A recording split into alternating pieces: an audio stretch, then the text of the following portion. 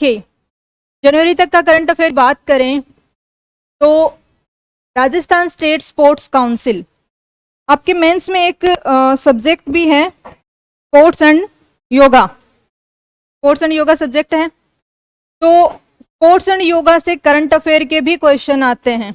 मतलब 20 मार्क्स का वो सब्जेक्ट है, उसमें से 10 मार्क्स के आपके करंट अफेयर के क्वेश्चन आते हैं और 10 मार्क्स के आपके आते हैं जो कन्वेंशनल सिलेबस में है उसका। तो करंट अफेयर पे आपका स्पोर्ट्स वाले में आपका पूरा सेक्शन ध्यान में रहना चाहिए, स्पेसिफिकली राजस्थान का जो करंट अफेयर होता है उस पे। जैसे कि अब की बार कौन सा क्वेश्चन एक तो पूछ लिया था, जो खेल रत्न अवार्ड है उसमें पैरा ओलंपियंस कौन कौन से थे, जिनको एक पद्म पुरस्कार भी जिनके बारे में पूछा था। इस तरीके के जितने भी हैं, और एक आध क्वेश्चन ऐसा आता है कि वो किसी को नहीं आता है, जैसे कि मगन सिंह राजवी अब की बार पूछा था। मगन सिंह राजवी वो राजस्थान स्टेट स्पोर्ट्स काउंसिल की साइट पे भी नहीं है। तो इस प्रकार के आते हैं, वो तो खैर सबको नहीं आते हैं, वो सब इक्वल हो जाता है, लेकिन ये जो इस प्रकार के क्वेश्चन आते हैं वो सबको पता होने चाहिए। राजस्थान स्टेट स्पोर्ट्स काउंसिल जो है वो आपकी पिछली बार पूछी थी पूरी 5 नंबर में कि इसके अध्यक्ष कौन होते हैं, उपाध्यक्ष कौन होते हैं, ये सारे के सारी चीजें पूछ ली गई थी। तो राजस्थान स्टेट स्पोर्ट्स काउंसिल यानी कि राजस्थान राज्य क्रीड़ा परिषद जो है, इनकी पहली महिला अध्यक्ष कृष्णा पूनिया जी को बनाया गया है। कृष्णा पूनिया जी कौन है? प्रेजेंट में एमएलए हैं। उससे पहले ये खेल, कौन सा खेल था इनका? डिस्कस थ्रो है इनका।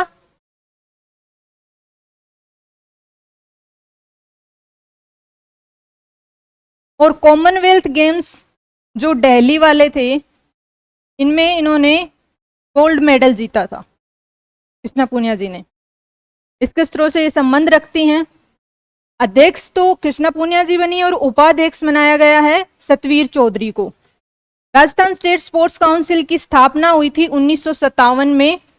1957 में भी राजस्थान स्टेट सोसाइटीज एक्ट जो 1958 है इसके तहत हुआ था, यानी कि पहले स्थापना हो गई थी, उसके बाद संबद्ध किया गया था इनको इस एक्ट से। राजस्थान में इनफैक्ट जितनी भी ये अपनी संस्थाएं होंगी ना, वो सारी की सारी संस्थाएं, आपको अगर कोई ऑप्शनल क्वेश्चन आ जाता है तो वो सोसाइटी एक्ट से, कोई भी सोसाइटी यदि होती है वो सोसाइटी एक्ट के तहत ही स्थापित की जाती है। जैसे कि सहकारी संघ होंगे या छोटी वित्त संस्थाएं होंगी जो कि सहकारी क्षेत्र में कार्य करती हैं, वो सारी की सारी ही क्या होती हैं, लगभग 90% आपकी स्टेट सोसाइटी एक्ट जो है इसी के तहत स्थापित की जाती हैं। अगर हम बात करें फर्स्ट अध्यक्ष की, किसके फर्स्ट अध्यक्ष? राजस्थान राज्य क्रीड़ा परिषद के पहले अध्यक्ष कौन थे? क्योंकि कई बार ये होता है कि राजस्थान के एग्जाम में ये देखने को मिलता है कि पहला अध्यक्ष कौन था, आरपीएससी का पहला अध्यक्ष कौन था, राज्य मानवाधिकार आयोग का पहला अध्यक्ष कौन था, इस प्रकार के क्वेश्चन भी पूछ लेते हैं। तो ये चर्चा में है तो हमें इनके पहले अध्यक्ष का भी पता होना चाहिए।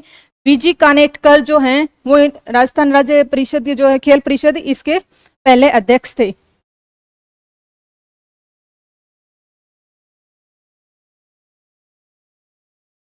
देखिए, अगर संरचना की बात करें कि कौन कौन से पदाधिकारी होते हैं राजस्थान स्टेट स्पोर्ट्स काउंसिल के अंदर, पदाधिकारी कौन कौन से होते हैं, तो सबसे पहले जो हाईएस्ट होता है हायरार्की के अंदर वो होते हैं चीफ पैट्रॉन, यानी कि मुख्य संरक्षक। मुख्य संरक्षक जो होते हैं वो राजस्थान के गवर्नर होते हैं। अब ये बिल्कुल भी कोई समझ नहीं पाएगा, पिछली बार भी यही हुआ था, जिसने ढंग से पढ़ा हुआ था वही इस क्वेश्चन को अटेम्प्ट कर पाया था। मेंस में हिरार्की पूछ ली थी तो ज्यादातर बच्चों ने क्या लिखा था, सबसे पहले ऊपर ही ऊपर कौन होता है, खेल मंत्री, खेल मंत्री को लिख दिया था। जबकि जो हाईएस्ट पोस्ट होती है राजस्थान राज्य क्रीड़ा परिषद में वो होती है गवर्नर की। वो चीफ पैट्रॉन के तहत यानी कि मुख्य संरक्षक के तौर पे कार्य करते हैं। फिर उसके बाद में होते हैं डेप्यूटी पैट्रॉन यानी कि उप संरक्षक। उप संरक्षक होते हैं स्पोर्ट्स मिनिस्टर, ये पद स्पोर्ट्स मिनिस्टर यानी कि खेल मंत्री। खेल मंत्री कौन है अभी फिलहाल? अशोक चांदना, तो ये अभी खेल मंत्री हैं, नोट डाउन करेंगे। इनके नए अध्यक्ष कौन बनाए गए थे पीछे फरवरी में? संजय कुमार श्रोत्रिय। वैसे ये क्या हैं? आईपीएस हैं, आईपीएस थे, आईपीएस से इनको बनाया गया है राजस्थान आरपीएससी के अध्यक्ष बनाया गया है। वैसे आईपीएस कैडर जो है मुख्यमंत्री अशोक गहलोत जी का फेवरेट कैडर है, जिससे वो क्या करते हैं, आरपीएससी के अध्यक्ष या इस प्रकार की नियुक्तियां करते हैं। पिछली बार भी एक जो आईपीएस हैं उनको बनाया गया था। कार्यकाल क्या होता है आरपीएससी के अध्यक्ष का? 6 वर्ष या 62 वर्ष की जो आयु हो। यदि व्यक्ति मान लीजिए कि 58 ईयर्स का है और उनको आरपीएससी का अध्यक्ष बनाया गया है, तो वो कब तक रहेंगे? 62 वर्ष की आयु तक, यानी कि उनका 4 साल का कार्यकाल रहेगा। और मान लीजिए 50 वर्ष की उम्र में बनाया गया उनको, तो वो 56 वर्ष की आयु तक की, यानी कि मैक्सिमम या तो वो 6 साल तक कार्य कर सकते हैं या 62 वर्ष की आयु जो भी पहले होता है वहीं तक वो कार्य कर सकते हैं आरपीएससी के अध्यक्ष। आरपीएससी की स्थापना कब हुई थी?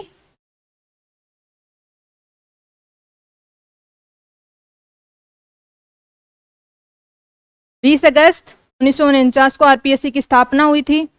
आपके राजस्थान पॉलिटी का जो सेक्शन है उसमें राजस्थान से संबंधित जितने भी आयोग हैं, राजस्थान राज्य मानवाधिकार आयोग, आरपीएससी, इन सब के बारे में डिटेल से पढ़ाया जाएगा।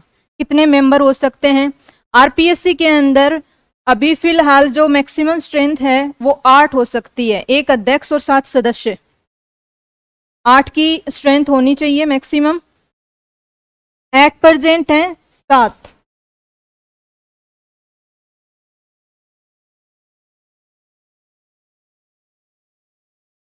नेक्स्ट आपका आता है e governance Rajasthan award. E governance यानी कि गवर्नेंस के कार्य। गवर्नेंस के कार्य क्या होते हैं? योजनाओं को लागू करना, जितने भी राज्य के निवासी हैं उनको इंश्योर करना कि वो जितनी भी गवर्नमेंट की स्कीम्स हैं उसका लाभ उठा पा रहे हैं। तो ये सारा सिस्टम ऑनलाइन करना, यानी कि आधार कार्ड से जनाधार को जोड़ना हो या फिर निरोगी राजस्थान अभियान में जनाधार को जोड़ना हो, तो ताकि जो सेवाएं जो राजस्थान सरकार की तरफ से जो सेवाएं उपलब्ध करवाई जा रही हैं वो इंश्योर हों। तो ज्यादा से ज्यादा आप लोग भी देख रहे होंगे कि गवर्नमेंट क्या कर रही है, सभी कुछ चीजों को ऑनलाइन लेके आने की कोशिश कर रही है। तो यानी कि गवर्नेंस का मतलब होता है शासन, और इलेक्ट्रॉनिक्स माध्यम से शासन करना ही क्या कहलाता है? ई गवर्नेंस कहलाता है। 2 नंबर में मेंस में डेफिनेशन आ सकती है, क्योंकि हमारा एक इकोनॉमिक्स का सेक्शन होता है, उसमें इकोनॉमिक रिव्यू आता है राजस्थान का, तो उसमें ये डेफिनेशन दी हुई है और पूछ सकते हैं। 10 नंबर के क्वेश्चन में एक ये लाइन डाल देंगे कि ई गवर्नेंस क्या है और राजस्थान के अंदर ई गवर्नेंस को लागू करने के लिए राजस्थान सरकार की ओर से क्या प्रयास किए जा रहे हैं। ये पूरा 10 नंबर का क्वेश्चन बन गया। अब आप इसमें क्या करेंगे? सबसे पहले जो ऊपर वाला सेक्शन है 2 नंबर का बनता है, ये जैसे ही इस प्रकार के क्वेश्चन आते हैं आरपीएससी इनका डिवाइड करके ही आंसर देती है, मार्किंग भी आपकी डिवाइड करके होती है। तो ई गवर्नेंस क्या है? ये 2 नंबर की डेफिनेशन हो गई। उसके बाद में राजस्थान सरकार क्या प्रयास कर रही है, तो इसका आंसर करने का तरीका क्या होना चाहिए? हेल्थ सेक्टर के अंदर क्या प्रयास किए जा रहे हैं, उसके बाद में एजुकेशन सेक्टर में क्या प्रयास किए जा रहे हैं, गवर्नेंस के सेक्टर में यानी कि योजनाओं को लागू करने में क्या प्रयास किए जा रहे हैं। इस प्रकार से आप अपने क्वेश्चन के आंसर को डिवाइड करेंगे 3-4 सेक्शन में। उससे संबंधित जो भी योजनाएं आपको याद आ रही हैं, हेल्थ सेक्टर के अंदर जितनी भी, जैसे कि ये आशा सहयोगिनी होती, इनको एक टैबलेट दिया होता, टैब दिया हुआ होता है, उसके माध्यम से वो सारा का सारा डेटा क्या करती हैं? ऑनलाइन करती हैं। जितनी भी स्कीम्स हैं, निरोगी राजस्थान या फिर आपकी निशुल्क दवा योजना और चिरंजीवी योजना, इन सबको भी ऑनलाइन कनेक्ट किया गया है। तो इस प्रकार के एग्जांपल्स देते हुए आपको आंसर करना होता है, तो वो कंप्लीट आंसर होता है। तो ई गवर्नेंस क्या है ये आप लोगों को मैंने समझाया। ई गवर्नेंस राजस्थान अवार्ड यानी कि कोई इस क्षेत्र में अच्छा कार्य कर रहा है उसको प्रोत्साहित करने के लिए, तो डॉक्टर ओम प्रकाश को, जो कि कौन है? कृषि आयुक्त हैं, इनको ये अवार्ड दिया गया। क्यों? क्योंकि इन्होंने राज किसान साथी पोर्टल एवं 8 मोबाइल ऐप विकसित किए हैं। राज किसान साथी पोर्टल एक ऐसा पोर्टल है। पोर्टल क्या होता है समझते हैं आप लोग? एक होती ऐप, एक होती है साइट, एक होता है पोर्टल। 3 चीजें होती हैं। हम डेली पढ़ते रहते हैं इसके बारे में, लेकिन कभी गौर नहीं करते हैं कि इनमें क्या डिफरेंस हो सकता है। देखिए, एसएसओ जिससे आप फॉर्म भरते हैं वो क्या है? पोर्टल है। पोर्टल, देखिए पोर्टल जो होता है उसमें एक ही जगह पे विभिन्न सेवाएं एक साथ आपको मिलेंगी। विभिन्न प्रकार की योजनाएं हों चाहे विभिन्न प्रकार की सेवाएं हों, वो एक ही जगह पे आपको एक साथ मिलेंगी, तो वो क्या कहलाता है? आपका पोर्टल कहलाता है। साइट होती है, वेबसाइट होती है, जैसे कि rajgov.in वेबसाइट है, राजस्थान गवर्नमेंट की आधिकारिक वेबसाइट है। वेबसाइट के ऊपर किसी पर्टिकुलर सेक्शन के rajgov.in है, तो राजस्थान गवर्नमेंट की पदाधिकारी उनके द्वारा क्या कार्य किए जा सकते हैं, या फिर वो डिसाइड करते हैं, जिसकी भी वो वेबसाइट है उससे संबंधित इंफॉर्मेशन आपको मिलती है। और मोबाइल ऐप होता है, एप्लीकेशन होती है, वो होती है यूजर इंटरफेस। एक कोई भी ऐप, आपके मोबाइल्स में कितनी सारी ऐप होंगी, उन सब का प्रयोग कौन करता है? यूजर करता है, नहीं कि जो मोबाइल ऐप विकसित करने वाला है वो करता है। यहाँ पे क्या हो रहा है? साइट पे ये सिर्फ इंफॉर्मेशन प्रोवाइड करवा रही है। यहाँ पे आप लोग इनपुट नहीं डाल सकते ना अपनी तरफ से, लेकिन मोबाइल ऐप में क्या करते हैं? मान लीजिए कि कोई डिस्टेंस मेजर करने की मोबाइल है, तो उसके अंदर आप क्या करते हैं? स्टार्टिंग पॉइंट डेस्टिनेशन डालते हैं, स्टार्टिंग पॉइंट डालते हैं, उन दोनों के बीच की आप क्या करते हैं? डिस्टेंस मेजर करते हैं। तो मोबाइल ऐप या कोई भी ऐप होती है, वो होती है यूजर के यूज करने के लिए, साइट होती है इंफॉर्मेशन प्रोवाइड करवाने के लिए, और पोर्टल होता है विभिन्न प्रकार की, चाहे वो ऐप्स हो, विभिन्न प्रकार की साइट हो, उनको एक साथ लाना, ताकि आसानी से आप अलग अलग जाना नहीं पड़े, आपको एक ही जगह उनको यूज कर सको। एसएसओ पोर्टल पे गवर्नमेंट की सारी, आपको सारे के सारी जो भी साइट्स हैं उन सबको एक जगह आप देख सकते हो। तो ये बेसिक सा एक डिफरेंस होता है। इसमें ईज ऑफ डूइंग फार्मिंग, जैसे कि ईज ऑफ डूइंग बिजनेस होता है, उसी प्रकार से गवर्नमेंट की स्कीम है कि फार्मिंग को भी आसान बनाया जाए। तो ईज ऑफ डूइंग फार्मिंग के लिए क्या है? किसानों को आसानी से सारे प्रकार की इंफॉर्मेशन उपलब्ध हो। इंफॉर्मेशन इस चीज की कि उन्हें उर्वरक कब उपलब्ध करवाया जाएगा, यूरिया का वितरण करती है सरकार, यूरिया का कब होगा, किसानों को ये पता होना चाहिए कि मौसम विभाग के द्वारा क्या भविष्यवाणी की गई है कि कब कौन कितने टाइम पे बारिश आएगी, ताकि वो अपनी फसल की बुआई, कटाई या संरक्षण करना उसके लिए तैयार रहें। तो इसी को बोलते हैं ईज ऑफ डूइंग फार्मिंग, यानी कि खेती किसानी को आसान बनाना। और उसके लिए राज किसान साथी पोर्टल पे किसानों के फायदे की सारी इंफॉर्मेशन को डाला गया है। अलग अलग ऐप भी हैं, इसमें आप खोल के देखेंगे तो आपको पता चलेगा कि किस प्रकार की जो मिट्टी होती है उसमें कौन सा उर्वरक डालना चाहिए, किसान कहाँ पर जाकर के किसान केंद्रों पे अलग अलग प्रकार की जानकारी ले सकते हैं, ट्रेनिंग प्राप्त कर सकते हैं, या छोटे छोटे ट्रेनिंग के वीडियोज भी यहाँ पे मिल जाएंगे। तो ये विकसित करने के लिए ओम प्रकाश जो कृषि आयुक्त हैं, इनको ये अवार्ड मिला।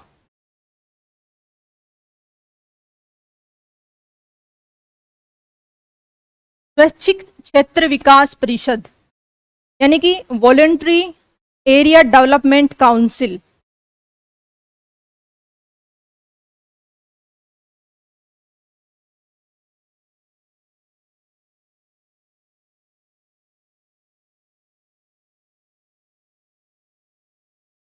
देखिए, ये एक अपने आप में नई अवधारणा है, ये एक प्रयोग है, यानी कि राजस्थान के अंदर एक काउंसिल बनाई गई है, एक सलाहकार परिषद के तौर पे ये कार्य करेगी कि राजस्थान एरिया वाइज कौन सा स्टैंड रखता है पूरे इंडिया में।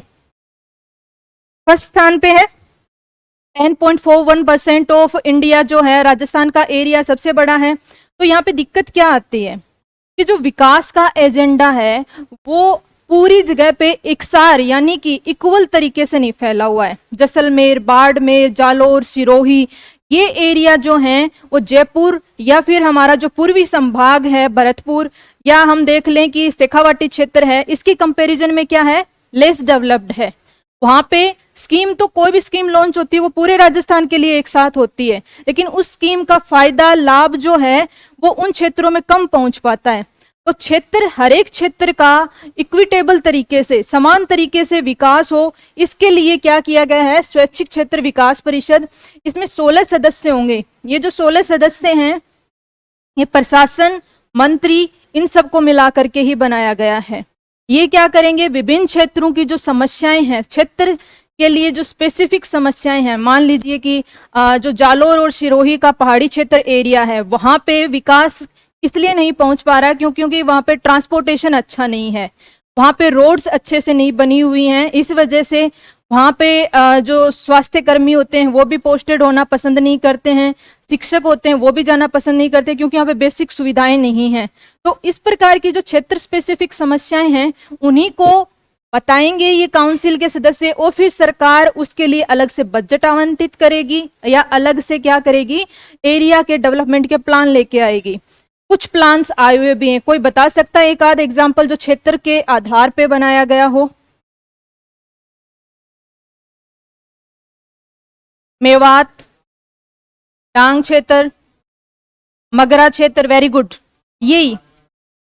हाँ, तो इसी प्रकार से यहाँ पे भी यही कार्य किया जाएगा। जो स्वैच्छिक क्षेत्र विकास परिषद है, मुख्यमंत्री को सलाह देने के लिए स्वयंसेवी संगठनों के विकास में भागीदारी सुनिश्चित करना, इसके लिए ये क्या की गई है, यहाँ पे ये विकास परिषद बनाई गई है। एक 20 सूत्री कार्यक्रम है, 20 पॉइंट प्रोग्राम बोलते हैं। 20 सूत्री कार्यक्रम क्या है? ये मुख्यमंत्री अशोक गहलोत जी का एक मतलब एजेंडा है एक तरीके से, जिस प्रकार से पिछले कार्यकाल में, उससे पीछे वाले में लॉन्च किया था लगभग शायद, हाँ सेकंड जो इससे पहले का कार्यकाल था जो वसुंधरा राजे जी का, तो उन्होंने महिलाओं के लिए एक प्रोग्राम लॉन्च किया था, 7 पॉइंट प्रोग्राम लॉन्च किया था जिसमें महिला सशक्तिकरण से संबंधित। तो उसी प्रकार से पूरे राज्य के विकास के लिए 20 सूत्री कार्यक्रम है जिसमें सारे जो विकास के जो एजेंडा हैं उनको इंक्लूड किया गया है। तो उनके अध्यक्ष तो खुद मुख्यमंत्री होते हैं, उपाध्यक्ष अब मुख्यमंत्री महोदय जो होते हैं उनके पास करने को इतना सारा कार्य होता है, तो वो क्या होते हैं, प्रतीकात्मक तौर पे होते हैं। असल में कार्य कौन करता है? उपाध्यक्ष करता है। ये उसी प्रकार से है जैसे कि नीति आयोग के अध्यक्ष तो कौन होते हैं? प्रधानमंत्री होते हैं, लेकिन उनका सारा कार्य कौन करता है? उपाध्यक्ष करता है। कौन है अभी? राजीव कुमार, डॉक्टर राजीव कुमार। तो देखिए ये जो चीज है, इसी प्रकार से राजस्थान में 20 सूत्री कार्यक्रम के उपाध्यक्ष बनाए गए हैं डॉक्टर चंद्रभान सिंह, और इनको कैबिनेट मंत्री का भी दर्जा दिया गया है। नोट डाउन करेंगे।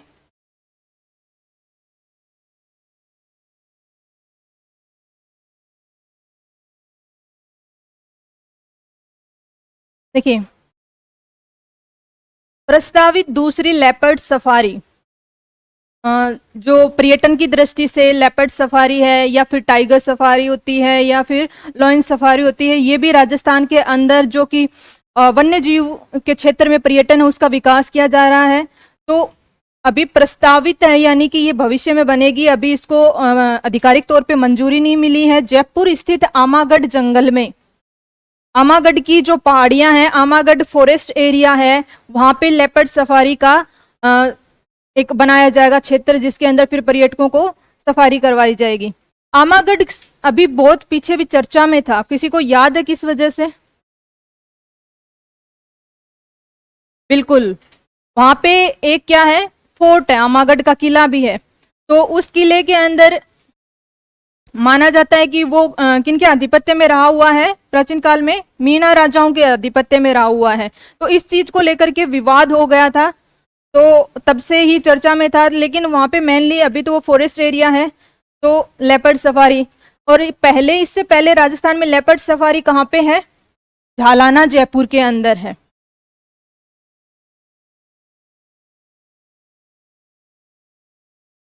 टाइगर रिजर्व्स, टाइगर रिजर्व भी एक बार देख ही लेते हैं हम लोग। कुछ नए बच्चे होते हैं उनको इतना होता नहीं। इससे तो रणथंभौर वाला में कौन से है? ये सवाईमाधोपुर के अंदर। सरिस्का अलवर, रामगढ़ विषधारी बूंदी, मुकंदरा, कोटा झालावाड़ और चित्तौड़। चित्तौड़ का कौन सा वाला एरिया? भैंसरोडगढ़। आपको पता है ना कि राजस्थान में 2 जिले ऐसे हैं जो कि क्या हैं, डिवाइडेड हैं, और अजमेर और चित्तौड़गढ़। अजमेर का टोडगढ़ रावली वाला क्षेत्र है, इस प्रकार से है अजमेर। यहाँ पे टोडगढ़ रावली है, ये पूरा एक छोटा सा क्षेत्र है। इसी प्रकार से अगर हम चित्तौड़ की बात करें, ये भैंसरोडगढ़ वाला एरिया है, जिसके अंदर सेंचुरी भी है, जिसके अंदर महाराणा प्रताप सागर क्या बना हुआ है, बांध भी बना हुआ है, राजस्थान का सबसे बड़ा बांध है वो। और प्रस्तावित कौन सा है, कुंभलगढ़। कुंभलगढ़ टाइगर रिजर्व जो है 5वां टाइगर रिजर्व हमारा होगा, अभी ऑफिशियली अनाउंस नहीं हुआ है। ये कहाँ पे बनेगा, राजसमंद के अंदर बनेगा। नोटेड। देखिए इस प्रकार के जो क्वेश्चन हैं हालांकि आरएस में नहीं पूछे जाते हैं, आरएस प्रीलिम्स में भी नहीं पूछे जाते हैं, लेकिन बाकी जो एग्जाम्स हैं या फिर हमारे कई बार क्या होता है, ऐसे फैक्ट्स मेंस के जो क्वेश्चन होंगे ना उनमें डालने में काम आएंगे हमारे। ये जो फैक्ट्स होते हैं, कोई क्वेश्चन पूछ लिया कि श्रमिकों के लिए राजस्थान सरकार क्या क्या प्रयास कर रही है, तो आप योजनाएं तो लिखेंगे ही, लेकिन साथ में एक आध इस प्रकार के जो फैक्ट्स डाल देते हैं कि न्यूनतम मजदूरी जो है उसको भी राजस्थान बार बार रिवाइज करती रहती है महंगाई के हिसाब से। तो एक बहुत अच्छी लाइन बन जाती है, बहुत अच्छा फैक्ट उसके अंदर इंक्लूड हो जाता है। तो ये हमारे आरएएस में मेंस के हिसाब से बहुत जरूरी है, तो इसको अलग से पढ़ने का तो कोई होगा नहीं, हम साथ में ही इसको पढ़ लेते हैं। अभी रिवाइज्ड जो रेट्स थी, देखिए रिवाइज जो रेट थी वो 1 फरवरी 2022 से दैनिक मजदूरी जो है वो 333 याद रख लेना आप लोग, और 259 याद रख लेना। ये लागू कब से होंगी, 1 जुलाई 2021 से। तो यानी कि यदि पीछे का जो टाइम चला गया उसका क्या मिल जाएगा, एरियर मिल जाएगा। एरियर क्या चीज होती है, कोई भी कर्मचारी होता है उसको यदि पीछे की डेट से लाभांश दिया जाता है, तो जितना आज की डेट तक और पीछे का बीच में जितना भी बनता है उसका पैसा, उस पैसे को क्या बोला जाता है, एरियर बोला जाता है, और वो उसका ट्रांसफर हो जाता है। तो लागू तो ये होंगी 1 जुलाई 2021 से, यानी कि पीछे से इनको पैसा मिलेगा। अनाउंसमेंट हुआ था 1 फरवरी 2022 से। मरु महोत्सव, स्टार्टिंग की क्लास में हमने देखे थे डिफरेंट महोत्सव, कौन कौन से महोत्सव कहाँ पे होते हैं, कौन से महीने में होते हैं। मरु महोत्सव कहाँ होता है, जैसलमेर में होता है। अब की बार 4 दिवसीय था ये, 13 से 16 फरवरी को।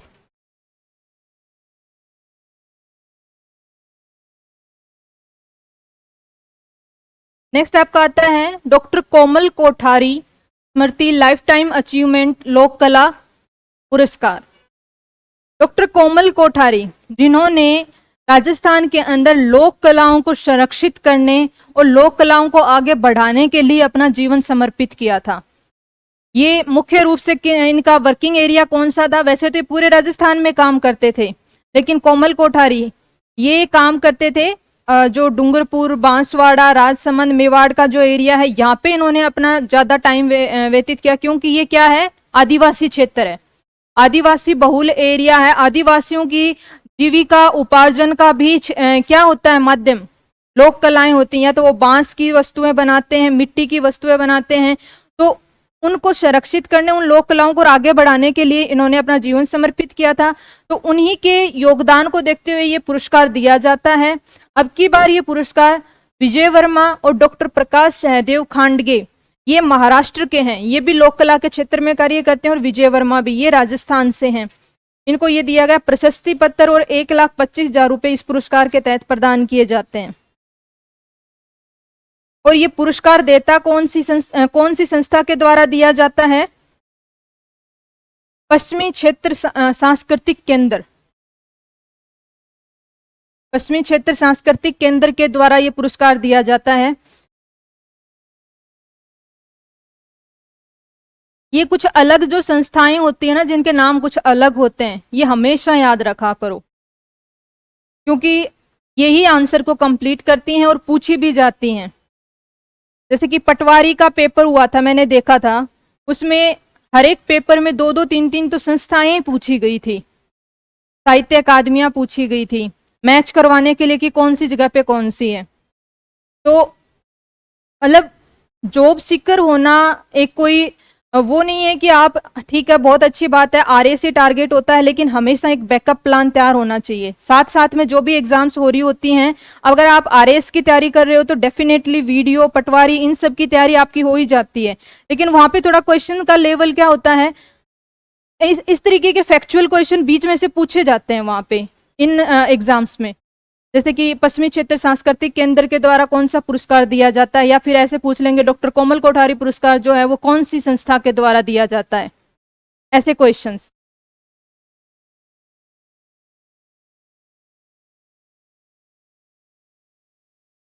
अब ये राजस्थान के हमारे करंट अफेयर फरवरी के खत्म हो गए। ज़्यादा क्लियर नहीं है, ऐसे मैं बोलती रहूंगी। फरवरी के अंदर अगर हम राष्ट्रीय में बात करें तो 2 और वेटलैंड जो है रामसर साइट घोषित हुई हैं। लास्ट वाली जो थी 47th कौन सी थी,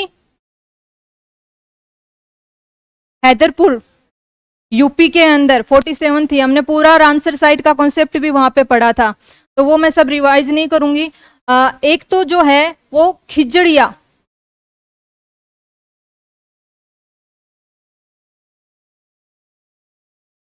वन्य जीव अभ्यारण्य गुजरात में है, इसको रामसर साइट घोषित किया है। और सेकंड जो है वो है बखीरा। देखिए अनसुने से नाम है दोनों ही, ये है यूपी में। तो टोटल अब कितनी हो गई, 49 रामसर साइट हो गई। ये तो है फरवरी तक, मार्च और अप्रैल का जिक्र अभी बाकी है, हो सकता है कोई और ऐड हो जाए इसमें। तो फरवरी तक 49 है। और इरेज हो गया, खिजड़िया और बखीरा वन्य जीव अभ्यारण्य, ये लिख लीजिएगा आप लोग।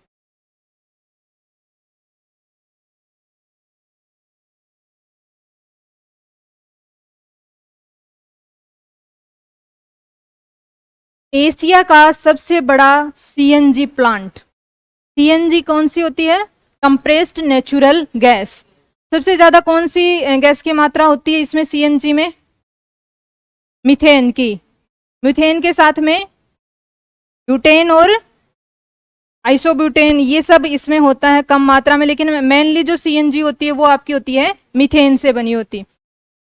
इसके लिए कौन सा मटेरियल प्रयोग में लिया जाता है, बायोमास, यानी कि जो नेचुरल सब्सटेंसेस होते हैं, जो एक्सक्रीशन होता है जानवरों का, गोबर गैस जो जिसको आम भाषा में बोल देते हैं वो यही है। सीएनजी प्लांट जो लगाए जाते हैं बायोमास का प्रयोग करते हुए, इसमें क्या होता है, फर्मेंटेशन होता है एनारोबिक, यानी कि ऑक्सीजन की अनुपस्थिति के अंदर होता है, और उससे कौन सी गैस प्रोड्यूस होती है, मीथेन गैस प्रोड्यूस होती है। उसी को फिर स्टोर किया जाता है, और बाकी जितने भी कार्य होते हैं जिनसे एनर्जी प्राप्त होती है, जैसे ज्वलनशील यानी कि गैस चूल्हा होता है, उसमें प्रयोग में ली जाती है। वेस्ट टू वेल्थ और स्वच्छता के क्षेत्र में नवाचार के लिए सबसे बड़ा एशिया का, कहाँ का है ये, एशिया का सबसे बड़ा जो सीएनजी प्लांट है वो इंदौर में लगाया जाएगा। इंदौर देखिए स्वच्छता के क्षेत्र में हमेशा फर्स्ट रैंक लाता है। यहाँ पे सभी चीजें बहुत ज्यादा मैनेज्ड हैं, तो यहाँ पे जो गीला कचरा होता है वो प्रत्येक घर से अलग से डस्टबिन में कलेक्ट किया जाता है। उस गीले कचरे को ही क्या किया जाएगा, यहाँ पे बायोमास के तौर पे प्रयोग में लिया जाएगा, और उस सीएनजी प्लांट में एक रॉ मटेरियल के रूप में, यानी कि जो उसका प्रयोग करते हुए फिर सीएनजी बनाई जाएगी, और फिर उस सीएनजी का प्रयोग किया जाएगा विभिन्न क्षेत्रों में। तो यानी कि वेस्ट होता है कचरा, और उससे वेल्थ यानी कि पैसा बनाना, तो वेस्ट टू वेल्थ योजना है, और स्वच्छता के क्षेत्र में ये नवाचार है। घरेलू गीले कचरे को सीएनजी प्लस, अब एक तो सीएनजी बन जाएगी, और वो जो फर्मेंटेड होकर के पीछे जो वेस्ट मटेरियल बचता है उसके क्या होती है, वो कंपोस्ट खाद बन जाती है, और उस खाद का प्रयोग कर लिया जाएगा बागवानी के क्षेत्र में। जितने भी गार्डन एरिया हैं इंदौर के अंदर, वहां पे उसका प्रयोग कर लिया जाएगा। यानी कि कितनी अच्छी योजना है, एक तो कचरा कलेक्ट हो गया, उस कचरे से आपने सीएनजी बना ली, साथ में ही आपने खाद भी खुद की तरफ से बना ली, और स्वच्छता की स्वच्छता रहेगी। ये पूरा सिस्टम है, तो नोट डाउन कीजिए इसको।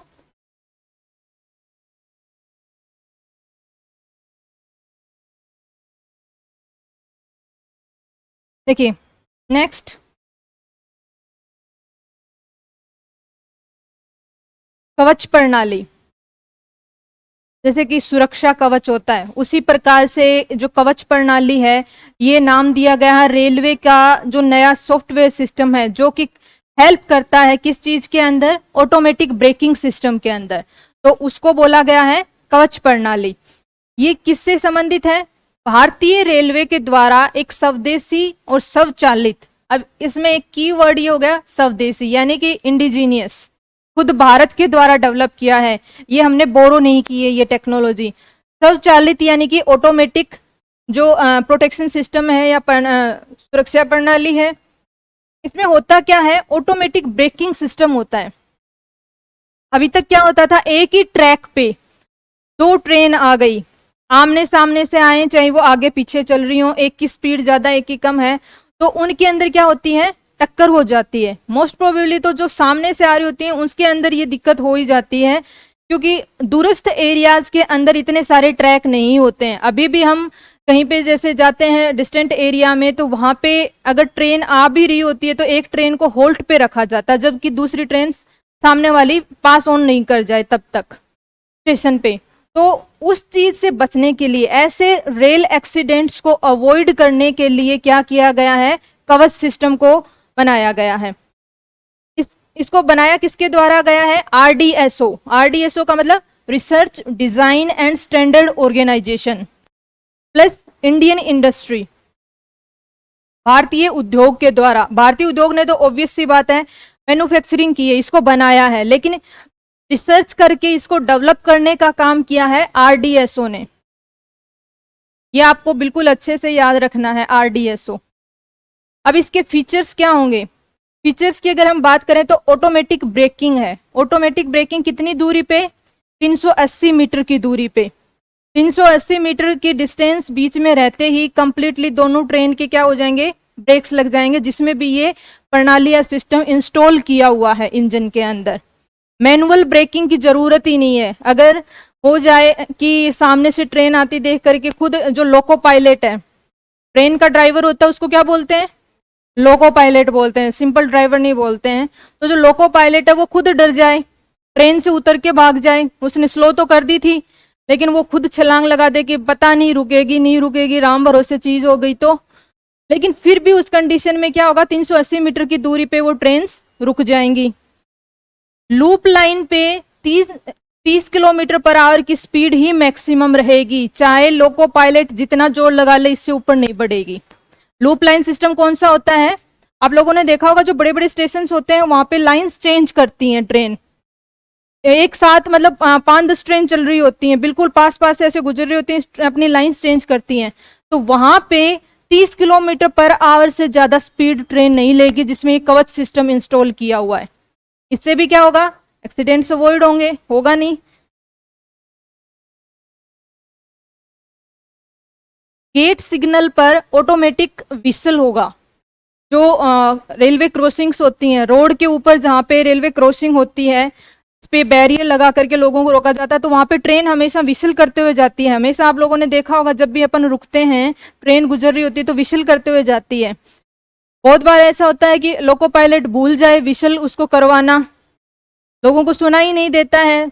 कितनी बार अखबार में पढ़ने को मिलता है कि कानों में ईयरफोन लगाए युवा जा रहा था रेलवे ट्रैक पे और वो शहीद हो गया। क्यों हो गया, बहुत बार ऐसा होता है, वो भी इंसान है ट्रेन चलाने वाला, मान लो कि उसको ध्यान में नहीं रहा विसल करना, लेकिन ये सिस्टम लगाने के बाद में हर एक जो रेलवे क्रॉसिंग होगी उस पर ऑटोमेटिकली क्या करेगी, ट्रेन विसल करेगी। तो ये चीजें हैं। इसका जो सबसे पहले परीक्षण किया गया है वो दक्षिण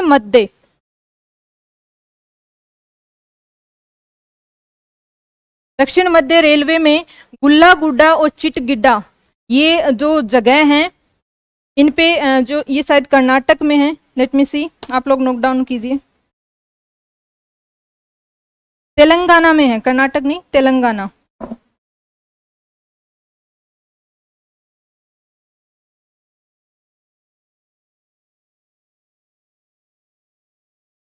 तेलंगाना में है, वहां पे इसका सबसे पहले परीक्षण किया गया।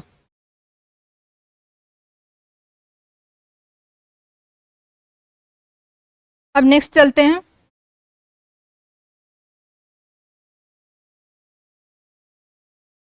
वन्य जीव बॉन्ड, देखिए अभी तक आपने जो है सहकारी बॉन्ड पढ़े होंगे, वर्ल्ड बैंक बॉन्ड पढ़ा होगा, रिजर्व बैंक का आरबीआई बॉन्ड पढ़ा होगा, या फिर ग्रीन एनर्जी बॉन्ड भी पढ़ा होगा, जो कि लास्ट टाइम मैं करंट अफेयर क्लासेस ली थी तो उसमें ग्रीन एनर्जी बॉन्ड भी पढ़ाया था आप लोगों को। अब आता है एक वन्य जीव बॉन्ड। बॉन्ड क्या होता है? बॉन्ड एक प्रकार का, अगर लेम लैंग्वेज में आपको बताऊं मैं, तो एक सर्टिफिकेट होता है।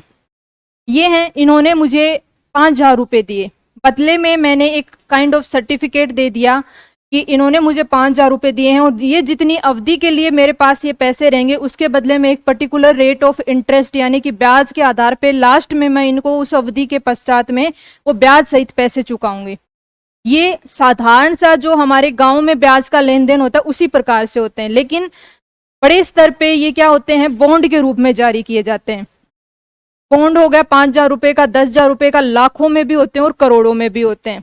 यानी कि नॉर्मल जो प्रोसेस होता है उसमें तो व्यक्ति को जितना चाहिए, मान लीजिए कि मैंने इनसे 5,000 की जगह 5,500 रुपये लिए, वो एक अलग चीज हो गई।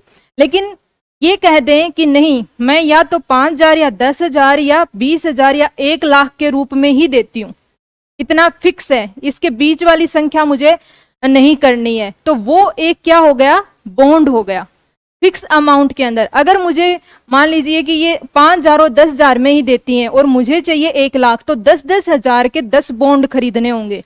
ये सिस्टम होता है तो वो क्या हो जाता है, आपका बंद पत्र होता है। बॉन्ड को क्या बोलते हैं, बंद पत्र बोलते हैं हिंदी में। अब सरकार भी क्या करती है, मार्केट से पैसा उठाना हो किसी भी डेवलपमेंट प्रोजेक्ट के लिए, किसी भी योजना के लिए, तो सरकार की खुद की जो परिसंपत्तियां उनके मूल्य के बराबर क्या कर देती है, सरकार बॉन्ड जारी कर देती है। बदले में जो जो लोग वो बॉन्ड खरीदते हैं तो उतना पैसा सरकार के पास में कैश के रूप में चला जाता है। फिर सरकार उस पैसे का यूटिलाइज करती है उस प्रोजेक्ट को डेवलप करने के लिए। मान लीजिए कोई 100 किलोमीटर लंबी रोड बनानी है, तो उस 100 किलोमीटर लंबी रोड के बदले में जितना पैसा सरकार को चाहिए, 20 करोड़ रुपए चाहिए, तो सरकार अपनी 20 करोड़ रुपए की किसी भी परिसंपत्ति को क्या कर देगी, आरबीआई के पास रखवा देगी, एक सुरक्षा के तहत में, जैसे गिरवी रखवाते हैं। आरबीआई बदले में क्या करेगा, सरकार के बिहाफ पे 20 करोड़ रुपए के बॉन्ड जारी कर देगा, सर्टिफिकेट जारी कर देगा। जो जो लोग आएंगे इच्छुक हैं वो वहां पे अपने पैसे देंगे और बॉन्ड ले लेंगे। बदले में उनको सुरक्षा के तौर पे सरकारी संपत्ति रखी हुई है, मान लीजिए कि कल को सरकार चुकाने में नाकाम रहती है तो आरबीआई सरकार की उस परिसंपत्ति को क्या कर देगा, नीलाम कर देगा और जिनके बॉन्ड थे उनको पैसे लौटा देगा। लेकिन सरकार क्या करती है, उस परिसंपत्ति जो बॉन्ड लिए हैं उनका एक फिक्स इंटरेस्ट रेट होती है। जैसे कि आपने गोल्ड सॉवरेन बॉन्ड भी सुना होगा। गोल्ड सॉवरेन बॉन्ड में भी क्या होता है, कोई सरकार पर्टिकुलर सोना थोड़ी देती है हाथ में, सोना नहीं होता है, वो भी एक सर्टिफिकेट टाइप ही होता है कि इतनी कीमत का सोना आपने सरकार के जो खजाना है उसमें से खरीद लिया है। बाद में जो कीमतें बढ़ती चढ़ती हैं उस हिसाब से उनको पे कर दिया जाता है। तो वन्य जीव बॉन्ड क्या है, क्या वन्य जीवों को दिया जाएगा यहाँ पे? नहीं, ऐसा कुछ नहीं है। यहाँ पे जो वर्ल्ड बैंक है यानी कि विश्व बैंक जो है वो वन्य जीवों की संरक्षण के लिए, उनके विकास के लिए पैसे चाहता है, तो बदले में उसने क्या किया, इसी प्रकार से अपनी कुछ परिसंपत्तियों के बॉन्ड जारी कर दिए। जो लोग इच्छुक हैं कि इंटरनेशनल लेवल की कोई उनके पास में मुद्रा हो तो वो इसमें इन्वेस्ट करेंगे और उस पैसे का प्रयोग किया जाएगा वन्य जीवों के संरक्षण के लिए। स्पेसिफिकली ये पहली बार ऐसा हो रहा है ब्लैक राइनोज के लिए, जो काले रंग के जो गेंडे हैं उनके लिए। इंडिया में सबसे ज्यादा किसका संरक्षण किया जाता है, जो वन हॉर्न्ड राइनोज हैं, एक सींग वाले गेंडे। कहाँ पे पाए जाते हैं, काजीरंगा, असम के अंदर। तो इसी प्रकार से ब्लैक राइनोज के संरक्षण के लिए वर्ल्ड बैंक ने वन्य जीव बॉन्ड जारी किए हैं और ये सबसे पहला बॉन्ड है वन्य जीव क्षेत्र में। बॉन्ड की अवधि जो है वो 5 साल की रखी गई है। 5 साल के बाद में जो पैसे होंगे उनको ब्याज सहित वापस लौटा दिए जाएंगे।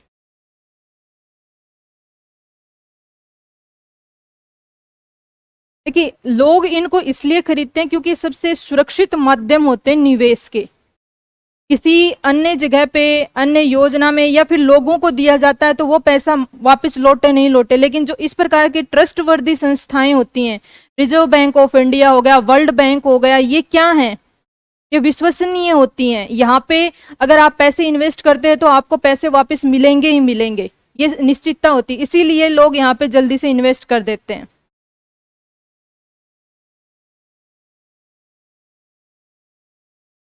थोड़ा सा अगर हम ब्लैक राइनोज की चर्चा कर लें तो ब्लैक राइनो जो IUCN की रेड लिस्ट होती है उसमें कौन सी कैटेगरी में आते हैं?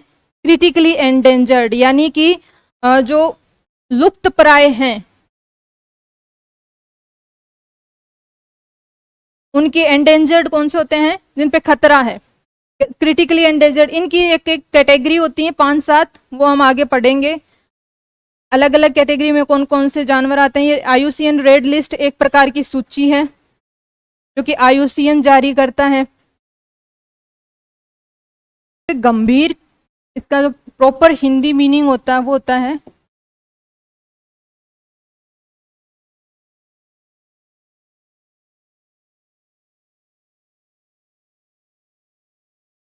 गंभीर खतरे वाली प्रजाति।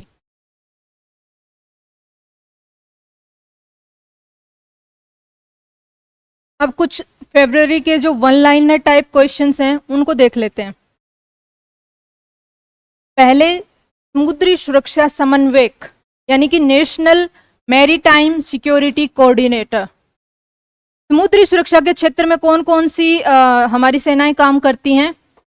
नौसेना हो गई एक, तो दूसरा तटरक्षक बल हो गया। तो देखिए, और भी कोई भी जैसे कि तटीय समुद्री सुरक्षा की एजेंसियां हैं, तटरक्षक बल हो गया, नौसेना हो गई।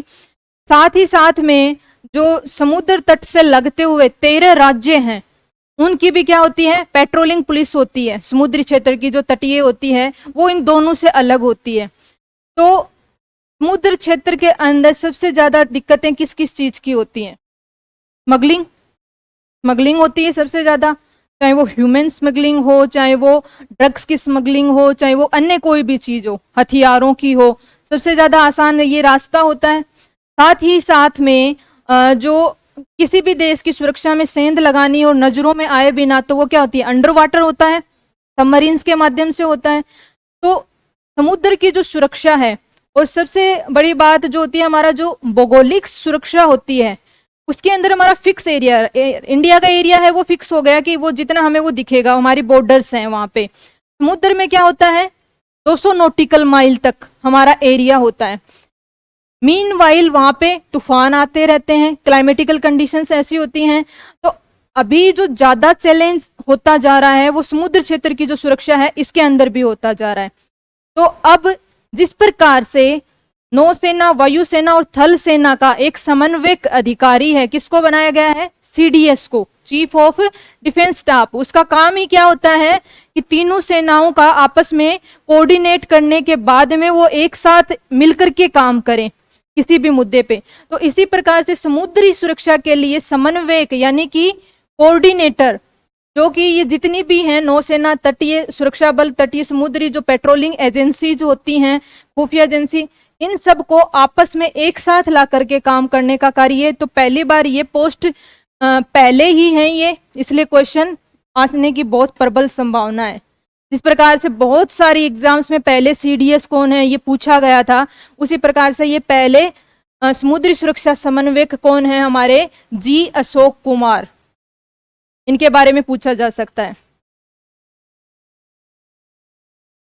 विश्वविद्यालय अनुदान आयोग यानी कि UGC, यूनिवर्सिटी ग्रांट कमीशन के नए अध्यक्ष कौन है? M Jagdish Kumar. Not so important, but छोड़ना भी बेवकूफ़ी होती है। JNU की पहली महिला कुलपति, जवाहरलाल नेहरू यूनिवर्सिटी, JNU कहाँ पे है? दिल्ली में। तो उनकी पहली महिला यानी कि पहली बार जो बनने के बाद में इतिहास में पहली बार किसी महिला को कुलपति बनाया गया, प्रोफेसर शांति श्री धुल्लीपुड़ी पंडित। इनका नाम आसानी से याद भी हो जाएगा आप लोगों को।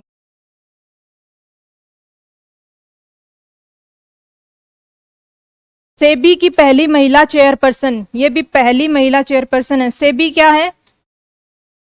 Securities exchange board of India, यानी कि भारतीय प्रतिभूति विनियामक जो निगम है, बोर्ड है, उसकी पहली महिला अध्यक्ष कौन बनी है? चेयरपर्सन कौन बनी है? माधवीपुरी, इनको बनाया गया है। विक्रम साराभाई केंद्र के नए निदेशक S उन्नी कृष्णन, एस उन्नी कृष्णन जो हैं, विक्रम साराभाई केंद्र किस क्षेत्र में कार्य करता है? स्पेस के क्षेत्र में। स्पेस में भी जो लॉन्चर्स होते हैं ना, पीएसएलवी, जीएसएलवी, इनके क्षेत्र में काम करता है। जो लॉन्चिंग व्हीकल्स होते हैं उनके क्षेत्र में काम करता है। कहां से कौन सा लॉन्च करना है? देश का पहला ड्रोन स्कूल, यानी कि ड्रोन टेक्नोलॉजी के बारे में पढ़ाना, ड्रोन नए डेवलप करना, इन सब के बारे में इंडिया का पहला अपने आप में एक पर्टिकुलरली ड्रोन को डेडिकेटेड, ड्रोन टेक्नोलॉजी को डेडिकेटेड एक स्कूल बनाया गया है ग्वालियर के अंदर। पहले इतना नोट डाउन कीजिए।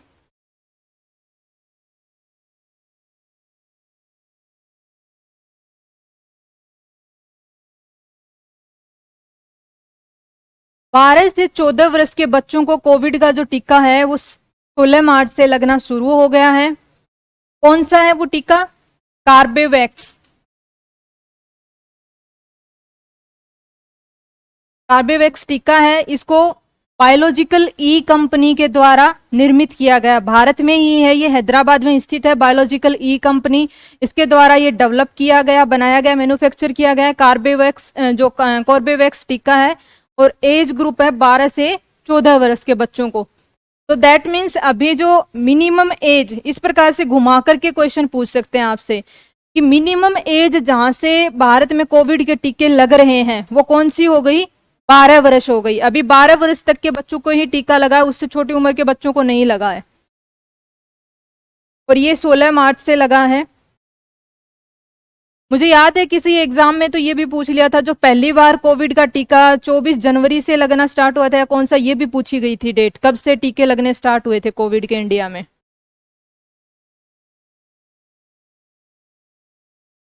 ऑपरेशन गंगा, ये क्या है? युद्धग्रस्त यूक्रेन में भारतीय विद्यार्थियों को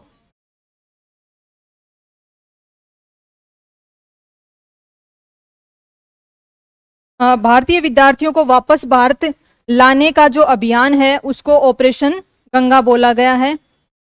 एसडीजी सम्मेलन, SDG stands for sustainable development goals. कितने हैं सस्टेनेबल डेवलपमेंट? 17 गोल हैं, 17 डेवलपमेंट गोल्स हैं। ये अपने जो मेंस का सिलेबस है उसके अंदर नया पॉइंट ऐड कर रखा है, तो सारे के सारे गोल्स अच्छे से याद भी करने हैं, उनके बारे में रैंकिंग वगैरह भी सब याद करनी हो, लेकिन वो मेंस का पार्ट है आपका। करंट अफेयर में कुछ अलग होता है नया, तो वो पूछ सकते हैं करंट अफेयर के बिहाफ पे प्री में पूछ।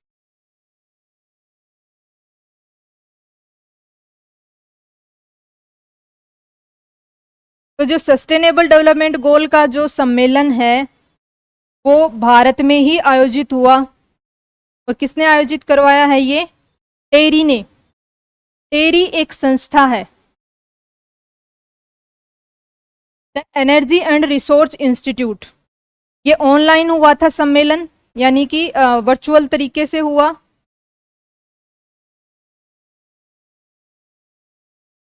टेरी जो है वो टाटा ग्रुप, जो रतन टाटा जी का टाटा ग्रुप है उसी की बनाई हुई एक संस्था है, the energy and resource institute. ये किस किस प्रकार से एनर्जी को सेव किया जा सकता है, इवन घरों को बनाने की ऐसी टेक्नोलॉजी जिसके अंदर कम से कम एनर्जी का प्रयोग हो।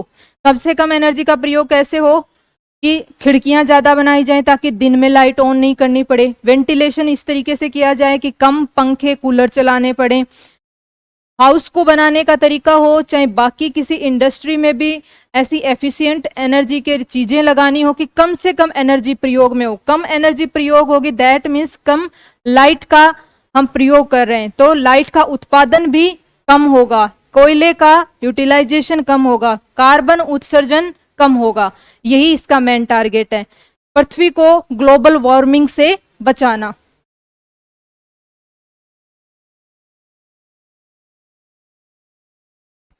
कर लिया नोट?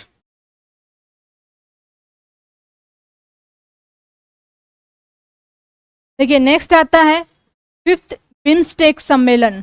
बिम्स्टेक की full form Bay of Bengal initiative for multi sectoral technical and economic cooperation, यानी कि बंगाल की खाड़ी का जो जलीय क्षेत्र है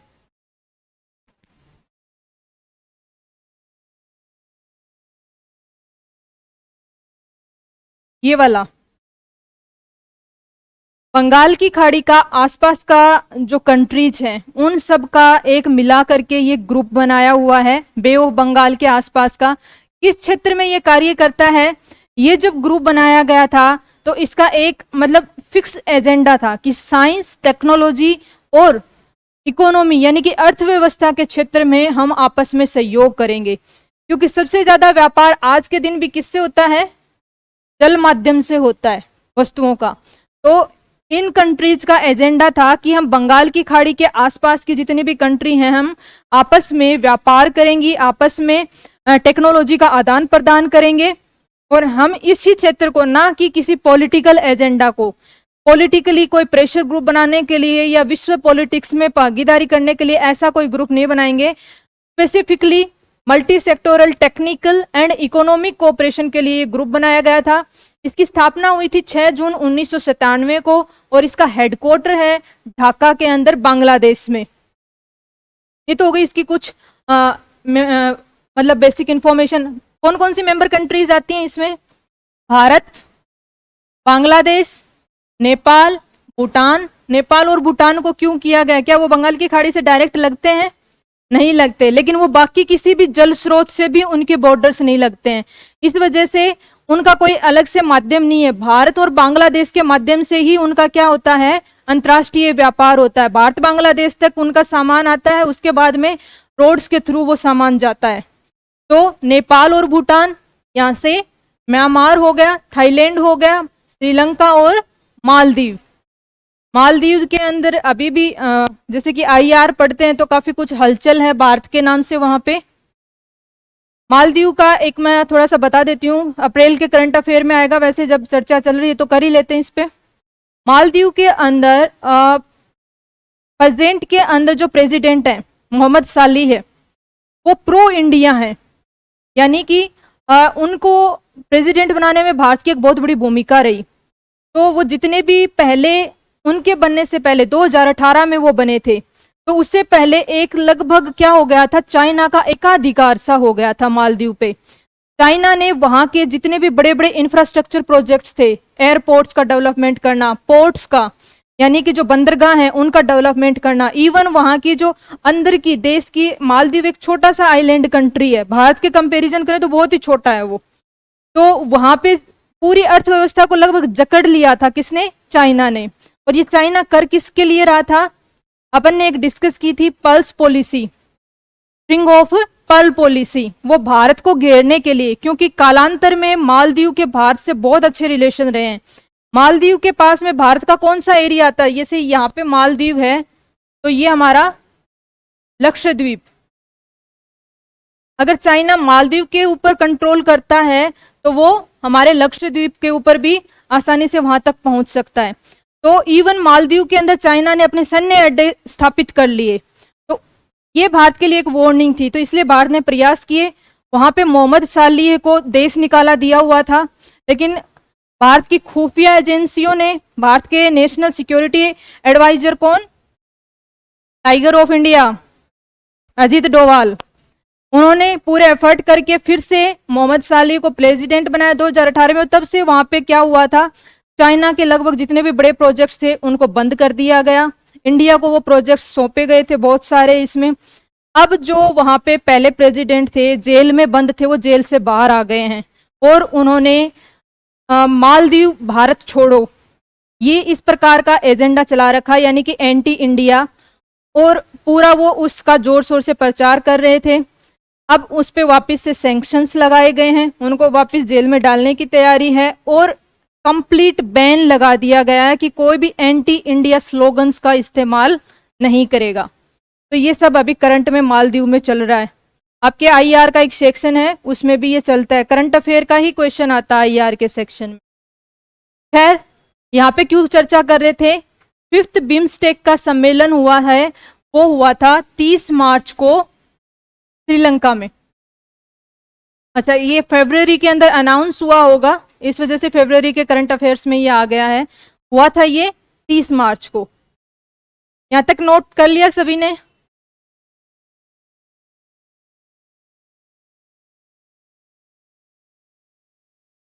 वन ओशियन समिट, यानी कि जिस प्रकार से वसुधैव कुटुंबकम, यानी कि पूरी दुनिया एक परिवार हो, ये भारत की अवधारणा है। इसी प्रकार से सारे के सारे ओशियन वैसे तो कनेक्टेड हैं, सारी वाटर बॉडीज, हमने उनको डिवाइड कर रखा, हिंद महासागर, प्रशांत महासागर, अटलांटिक, इन सब में। लेकिन फ्रांस की जो गवर्नमेंट है उसका ये कहना है कि पूरा जो जल क्षेत्र है पृथ्वी पे, हम उसको एक वन ओशियन मानते हुए यदि आपस में कोऑपरेशन करेंगे तो हम ज्यादा अच्छे तरीके से सरवाइव कर सकते हैं ग्लोबल वार्मिंग के एरा में। क्योंकि सबसे ज्यादा ग्लोबल वार्मिंग का किसके ऊपर फर्क पड़ता है? सी लेवल राइज होता है। तो जो आइलैंड कंट्रीज हैं, यानी कि जो द्वीपीय देश हैं या फिर समुद्र के किनारे बसे हुए देश हैं, उनको खतरा बढ़ता जा रहा है। तो फ्रांस के द्वारा वन ओशियन समिट का आयोजन किया गया। इसमें फ्रांस के द्वारा तो किया गया, लेकिन इसमें जो सहयोग था वो यूएन, वर्ल्ड बैंक के सहयोग से ये हुई। समुद्री इकोसिस्टम के संरक्षण और समर्थन की दिशा में ठोस कदम उठाना। समुद्री इकोसिस्टम में क्या आता है? कोई भी इकोसिस्टम होता है, उससे आप क्या समझते हैं? कॉमनली हम बोलते रहते हैं कि ये इकोसिस्टम, वो इकोसिस्टम। इकोसिस्टम होता क्या है? स्पेसिफिक कोई बताना चाहेगा? देखिए, ये क्लासरूम भी एक इकोसिस्टम है।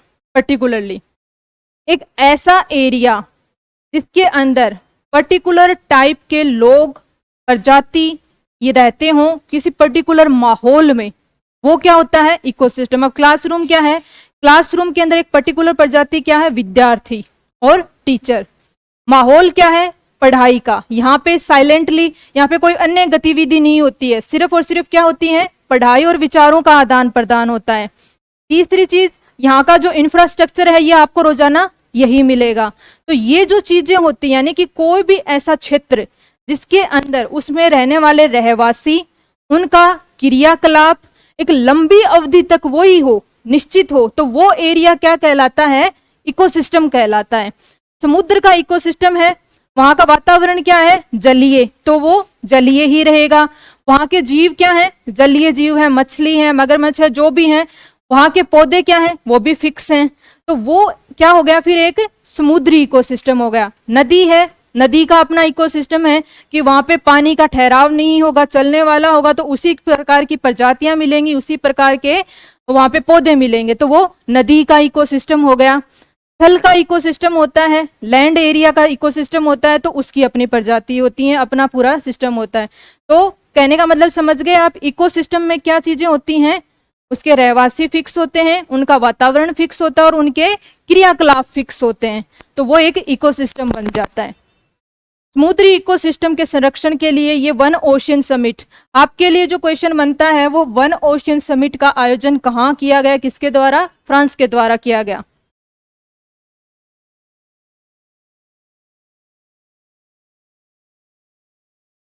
भारत के यूपीआई मंच को लागू करने वाला पहला देश, यूनिफाइड पेमेंट इंटरफेस जो है उसको लागू करने वाला देश बन गया भारत से बाहर नेपाल।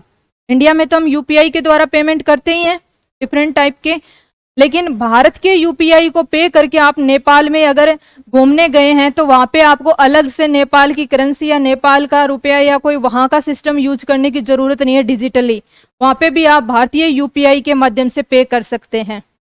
उन्होंने एक्सेप्टेंस इसको दे दी है।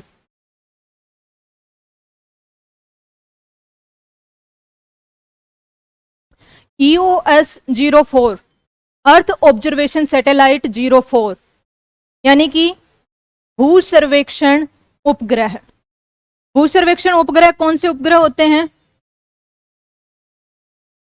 लो अर्थ ऑर्बिट में तो होंगे वो ऑब्वियसली, क्योंकि पृथ्वी को यदि ऑब्जर्व करना है तो जितना पृथ्वी के नजदीक होंगे उतना ही ज्यादा अच्छे से वो क्या कर सकते हैं? पृथ्वी का अवलोकन कर सकते हैं, सर्वेक्षण कर सकते हैं। देखिए,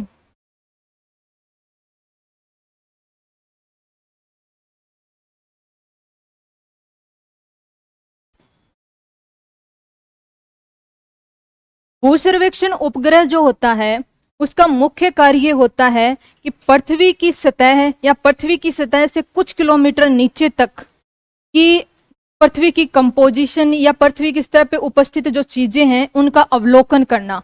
अब वो किस चीज का अवलोकन करना है, वो यहाँ पे पहले से ही क्या होता है, प्रोग्राम्ड होता है, अलग अलग प्रकार के होते हैं। लेकिन बेसिकली भू सर्वेक्षण उपग्रह का उपयोग किया जाता है पृथ्वी पर कहाँ पे पानी की उपलब्धता है, कहाँ पे कौन सी वनस्पति उपलब्ध है, या फिर पृथ्वी की आंतरिक क्षेत्र में कुछ किलोमीटर की गहराई तक, मान लीजिए 1 या 2 किलोमीटर की गहराई तक कहाँ पे कौन से प्रकार की चट्टानें उपलब्ध हैं, कहाँ पे पानी उपलब्ध है। इन चीजों को सर्वे किया जाता है रेडिएशंस के माध्यम से। इसमें फंक्शनिंग किस प्रकार से होती है, यहाँ पे हम छोटी चर्चा करेंगे। जब हम साइंस पढ़ेंगे तो वहां पे आपके स्पेस टेक्नोलॉजी है, वहां पे हम इस पे अच्छे से चर्चा करेंगे। एक बार आप बेसिकली समझ लीजिए, यहाँ पे रेज भेजी जाती हैं। ये जो रेज होती हैं ये पृथ्वी की सतह से टकराती हैं। जब ये रेज यहाँ से टकरा करके वापस जाती हैं इसके पास में, तो जो इंफॉर्मेशन होती है वो फ्रीक्वेंसी चेंज या वेवलेंथ चेंज, जो आवर्ती होती है या वेवलेंथ होती है, उसमें चेंज के माध्यम से वो उसके अंदर दिखाई देती हैं। यहाँ पे सिस्टम कोडेड होता है, एनकोडेड होता है। वो जो चेंज होता है उसके आधार पे कंक्लूजन निकाला जाता है, और ये जो स्टेशन होता है अर्थ स्टेशन, उसको वो वापस से भेज दिया जाता है। तो इसमें एक होती है अपलिंक फ्रीक्वेंसी, एक होती है डाउनलिंक फ्रीक्वेंसी, यानी कि ऊपर से नीचे भेजने वाली फ्रीक्वेंसी और दूसरी फ्रीक्वेंसी। इस प्रकार के माध्यम से, यानी कि ऊपर से रेडिएशंस डाल करके पृथ्वी का अवलोकन करना, ये क्या कहलाता है, भू अवलोकन कहलाता है या भू सर्वेक्षण कहलाता है। ये काम इनके द्वारा किया जाता है। क्या इनके अलावा भी किया जा सकता है? बिल्कुल किया जा सकता है, इवन मैनुअल तरीके से भी। जिस प्रकार से जनसंख्या का सेंसस किया जाता है तो लोग घर घर जाकर के भी पता लगाते हैं, उसी प्रकार से पूरे पूरे एरिया में घूम करके कार्यकर्ता लगाओ, कहाँ पे पानी कितना है क्या है, तो सोच के देखिए कितने तो लोगों की आवश्यकता होगी और कितना उसमें टाइम लगेगा। अब यही चीज एक ऊपर से आप टेक्नोलॉजी के माध्यम से कितने कम टाइम में कर लोगे। प्लस एक बार सैटेलाइट आपने लॉन्च कर लिया तो 5-7 साल के लिए आप भूल जाओ उस काम को, वो अपने आप काम करता रहेगा, कंटिन्यूसली इंफॉर्मेशन मिलती रहेगी। साथ में ये तो मैंने एक छोटा सा एग्जाम्पल दिया है, बाढ़ की स्थिति, तूफान की स्थिति। जैसे कि ओशियन एरिया में अर्थ ऑब्जर्वेशन सैटेलाइट को लगा दिया तो कहाँ पे कौन सा तूफान डेवलप हो रहा है हमारे पास पहले से ही इंफॉर्मेशन आ जाएगी। फसल कहाँ पे कितनी हुई है, कहाँ कहाँ पे फसल की कितने बड़े एरिया में बुआई कर दी गई है।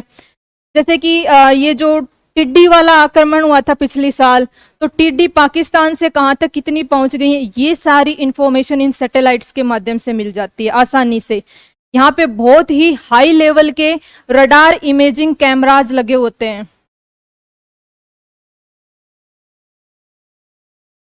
तो कहने की बात है कि भू सर्वेक्षण उपग्रह का एक तरीके से सर्वेक्षण के माध्यम से किसी भी चीज का सर्वेक्षण हो सकता है, किया जाता है। विभिन्न प्रकार के इसके प्रयोग होते हैं। इसमें जो है रेडियो वेव्स को ज्यादातर यूज किया जाता है। इस साल का पहला जो सैटेलाइट लॉन्च हुआ है वो यही हुआ है इसरो के द्वारा, 2022 का। इसरो ने 14 फरवरी 2022 को सतीश धवन स्पेस सेंटर से, SDSC का मतलब है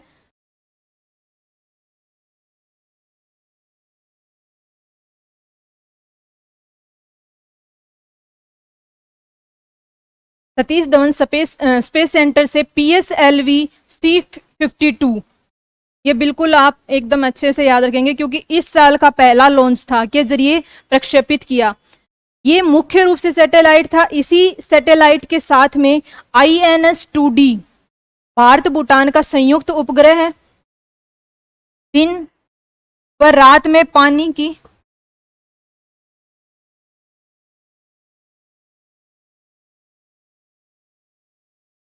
की सतह से तापमान व तापीय जड़त्व। अच्छा, आप लोग पहले यहां तक नोट डाउन कीजिए, ये अलग चीज है, इसको डिटेल में समझेंगे।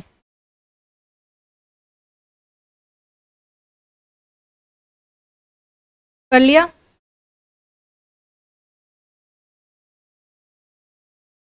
ईओएस का आपको समझ में आ गया?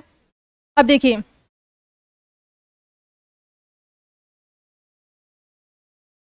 ये जो लॉन्च व्हीकल्स होते हैं ना, PSLV GSLV, जैसे अब की बार क्वेश्चन पूछ लिया था 2 मार्क में मेंस में, PSLV और GSLV में अंतर बताइए। 2 नंबर का क्वेश्चन पूछा है तो 4 अंतर बनाना स्वाभाविक है, ये क्वेश्चन पूछा था अब की बार। तो PSLV होता है polar satellite launch vehicle, GSLV होता है जियो स्टेशनरी सैटेलाइट लॉन्च व्हीकल। पहला ही अंतर क्या होता है कि कितनी ऊंचाई पर जाएंगे। PSLV के द्वारा छोड़े हुए जो उपग्रह होते हैं वो मीडियम अर्थ ऑर्बिट तक जाते हैं, यानी कि आप मान लीजिए कि 12,000 किलोमीटर तक की ऊंचाई पे जाते हैं, जबकि GSLV का फिक्स होता है कितने पे, 36,000 यानी कि 36,000 किलोमीटर की ऊंचाई पर ही जाकर के वो उपग्रह को छोड़ता है।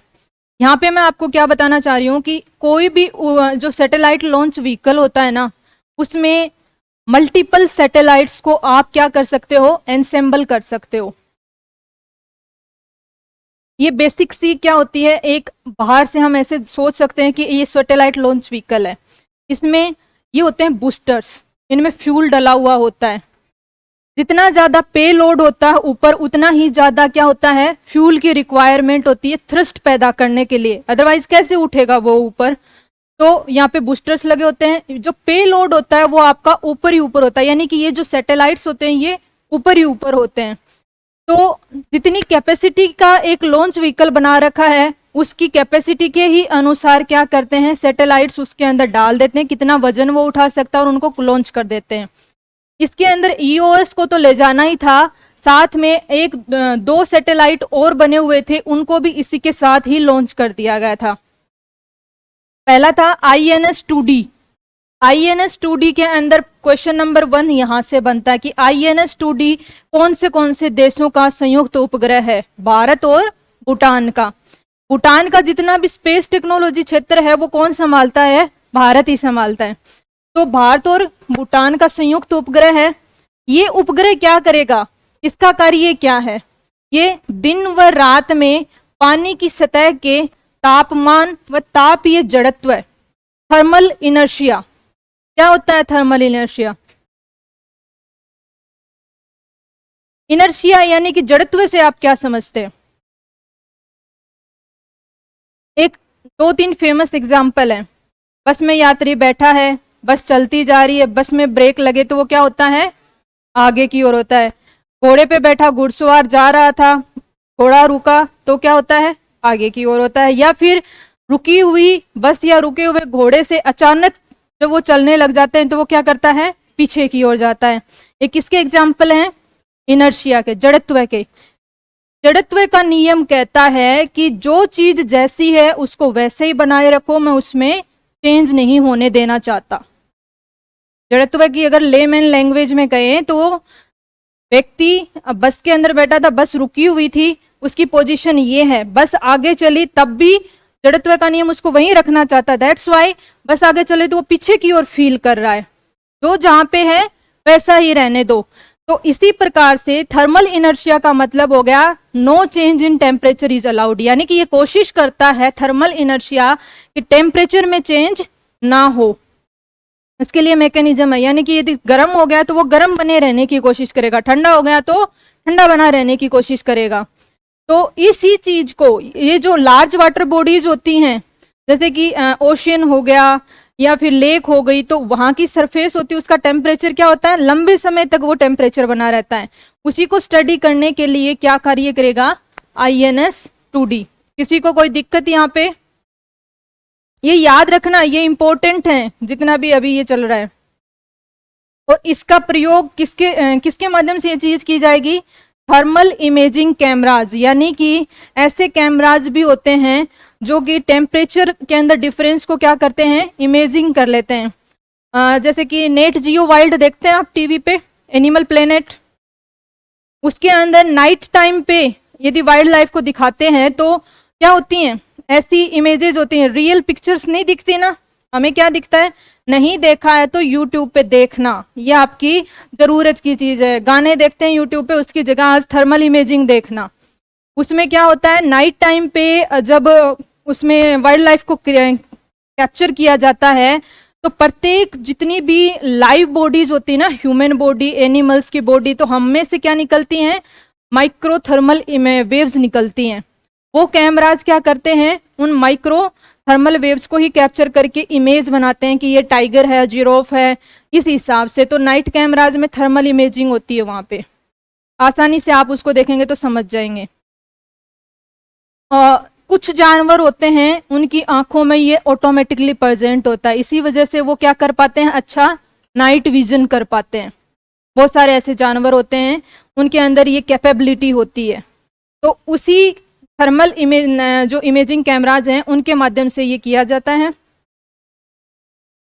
तीसरा जो उपग्रह गया था वो था इंस्पायर सेट 1, यानी कि इंस्पायर सीरीज का पहला सैटेलाइट भारतीय अंतरिक्ष विज्ञान और प्रौद्योगिकी संस्थान के द्वारा कोलोराडो विश्वविद्यालय के सहयोग से बनाया हुआ है।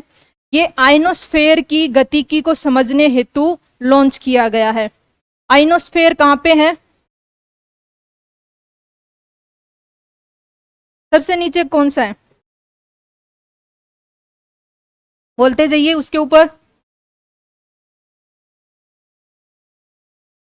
समताप से ऊपर आयन मंडल ही आता है ना। आयन मंडल का कार्य क्या होता है,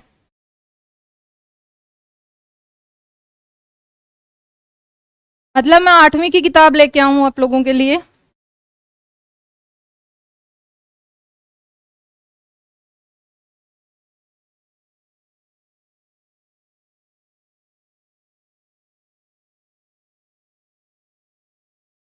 हम कौन से मंडल में रहते हैं, तो मंडल, फिर उसके बाद में फिर बहिर मंडल होता है ना। आयन मंडल के 2 कार्य मुख्य होते हैं। एक तो ये क्या करता है, जो हमारी यहाँ से अर्थ से जितने भी रेडिएशंस होती है ना कम्युनिकेशन के लिए, जो रेडिएशंस होती हैं हाई फ्रीक्वेंसी वाली, वो यहाँ जाती हैं और आयन मंडल से टकरा करके ही वापस आती हैं। आयन मंडल हमारे क्या करता है, लॉन्ग डिस्टेंस कम्युनिकेशन में सहायता करता है। यदि आयन मंडल नहीं होगा तो ये सारी की सारी किरणें क्या हो जाएंगी, रेडिएशंस जो होती हैं वो भेदते हुए बहिर्मंडल में चली जाएंगी, वापस से वो इंफॉर्मेशन मिलेगी ही नहीं। तो पहला कार्य मुख्य, और भी होते हैं लेकिन मुख्य कार्य इसका ये है। दूसरा, जो क्षुद्र ग्रह आते हैं ब्रह्मांड से, जो क्षुद्र ग्रह आते हैं उनको जलाने का सर्वाधिक कार्य कहाँ पे होता है, आयन मंडल में होता है। आयन मंडल में जो आयन्स होते हैं उन्हीं की वजह से सबसे ज्यादा घर्षण पैदा होता है, उसी की वजह से वो डिस्ट्रॉय हो जाते हैं, खत्म हो जाते हैं। अदरवाइज सोच के देखिए, पृथ्वी के आकार से भी कई गुना बड़े क्षुद्र ग्रह आते रहते हैं, तो वो यदि आकर के पृथ्वी से टकराएंगे तो कितना विनाशकारी हो सकता है। तो ये 2 मुख्य कार्य आयन मंडल करता है इसके अंदर। तो इसी आयन मंडल को समझने के लिए एक इंस्पायर सीरीज स्टार्ट की गई है सैटेलाइट्स की, यानी कि बाद में भी इसमें कालांतर में और जोड़े जाएंगे, इसी वजह से इसको नाम दिया है इंस्पायर सैटेलाइट 1। ये भारतीय अंतरिक्ष विज्ञान और प्रौद्योगिकी संस्थान ने बनाया है आइनोस्फेयर की गतिकी को समझने के लिए। गतिकी का मतलब क्या है, यहाँ पे जो आयंस प्रेजेंट होते हैं वो आपस में क्या करते रहते हैं, मूव करते रहते हैं। नोट डाउन कीजिए यहां तक।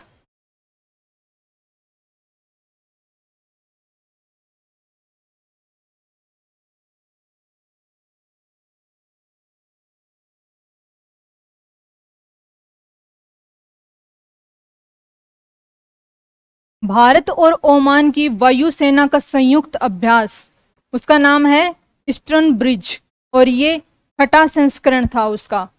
तो विभिन्न प्रकार के संयुक्त अभ्यास हैं। आप लोग एक काम करेंगे कि मैं रोजाना, मतलब जब भी करंट अफेयर होता है अपन 2-3 अभ्यास पढ़ते हैं।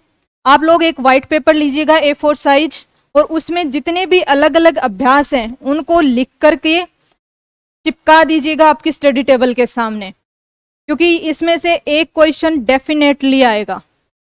तो जब भी आपका टाइम होता है आप उसको देखिए, बार बार देखिए। जैसे कि स्पेस छोड़ देना, भारत और ओमान का आपने वायुसेना का लिखा है तो भारत और ओमान का नौसेना का भी वहीं साथ में लिखिए। उस टाइम पे आपके अवेलेबल नहीं है तो जैसे कि किसी भी कंट्री के साथ में 3 टाइप के ही होंगे, वायुसेना, थल सेना और नौसेना का। तो इस प्रकार से आप टेबल बना करके अपने सामने रखेंगे, पेज पे लिख करके उसको चिपका लीजिएगा आपकी स्टडी टेबल के सामने। जैसे जैसे अपडेट होता जाता है आप उसमें ऐड करते जाना। वायुसेना, जोधपुर वायुसेना केंद्र पे हुआ था। इसी प्रकार से यदि भारत और ओमान का नौसैनिक अभ्यास की अगर हम बात करें तो उसका नाम है नसीम अल बहर।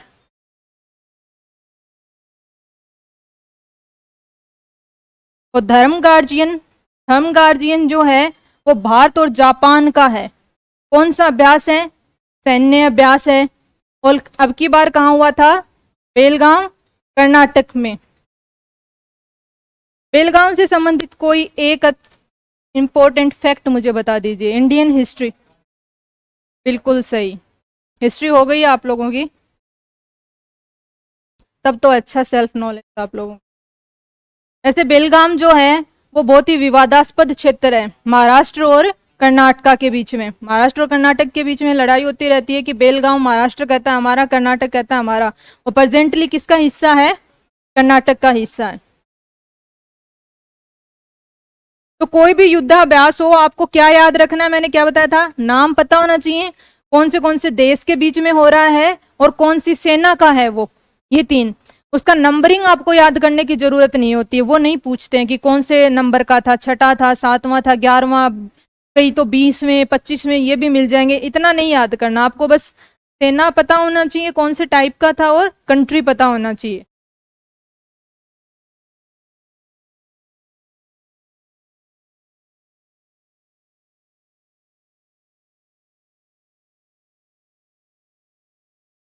नेक्स्ट आते हैं दादा साहब फाल्के पुरस्कार।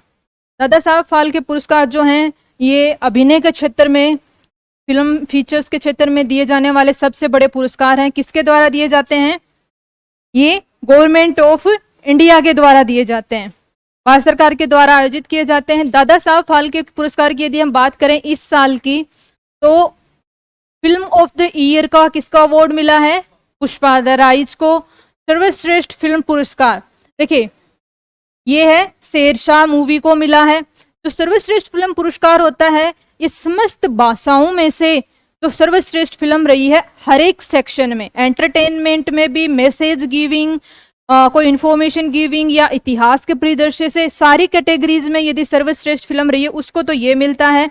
और ये वाला जो होता है वो ये ज्यादातर दिया जाता है एंटरटेनमेंट सेक्टर के अंदर, यानी कि मनोरंजन की दृष्टि से कौन सी फिल्म सबसे अच्छी रही। और ये जो दूसरा है सर्वश्रेष्ठ फिल्म, इसमें हर एक प्रकार की कैटेगरी में सर्वश्रेष्ठ फिल्म कौन सी मानी गई वो है। सर्वश्रेष्ठ अभिनेता रणवीर सिंह, फिल्म 83 जो कि क्रिकेट बेस्ड थी। सर्वश्रेष्ठ अभिनेत्री कृति सेनन, इनकी मूवी का नाम है मिमी। भारतीय ग्रैंड मास्टर जिन्होंने हाल ही में विश्व चैंपियन मैग्नस कार्लसन को पराजित किया था वो कौन थे? प्रज्ञानंदा, जो प्रज्ञानंदा है, आर प्रज्ञानंदा, उन्होंने, साउथ इंडियन है ये।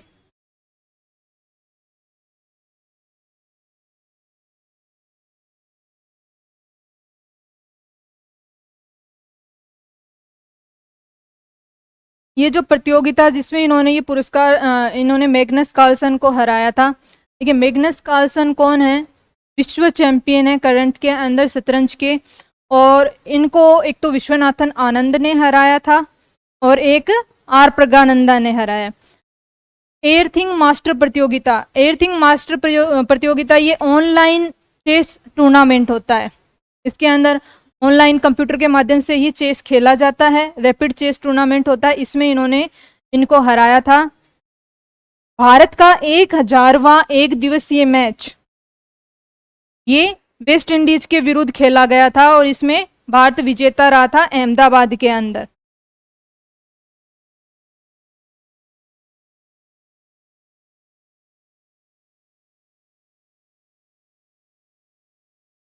ये इस प्रकार के क्वेश्चन हैं जैसे कि एक एसीएफ का एग्जाम हुआ था, आरपीएससी का जो सेकंड अच्छा हाईएस्ट एग्जाम माना जाता है एसीएफ का, उसके अंदर मुझे याद है कि एक क्वेश्चन पूछ लिया गया था, ऑस्ट्रेलिया को जो टेस्ट सीरीज चल रही थी उसमें कितने विकेट से हराया था, मतलब सोच के देखिए क्या क्वेश्चन पूछा है।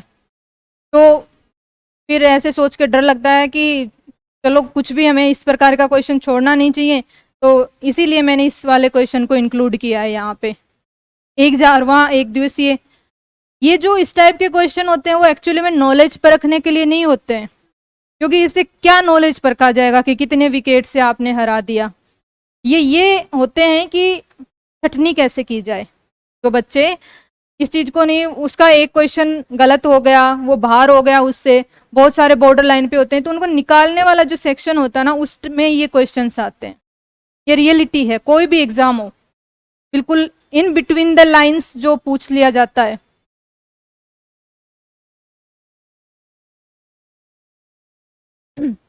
अब आते हैं बीजिंग के अंदर जो शीतकालीन ओलंपिक हुए थे उनके बारे में इंफॉर्मेशन।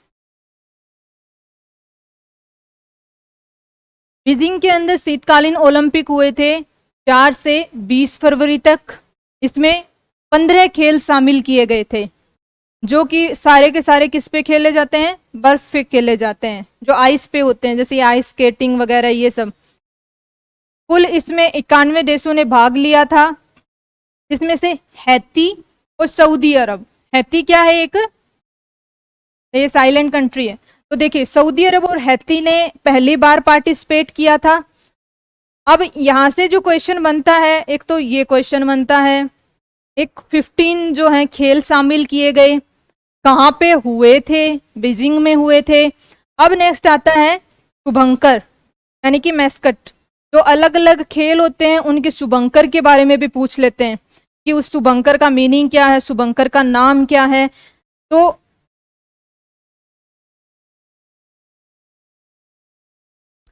पिंग ड्वेन ड्वेन ये शीतकालीन ओलंपिक का शुभंकर है, और हुई रोन रोन ये पैरा ओलंपिक भी शीतकालीन जो है बीजिंग में ही हुए थे, उनका शुभंकर है।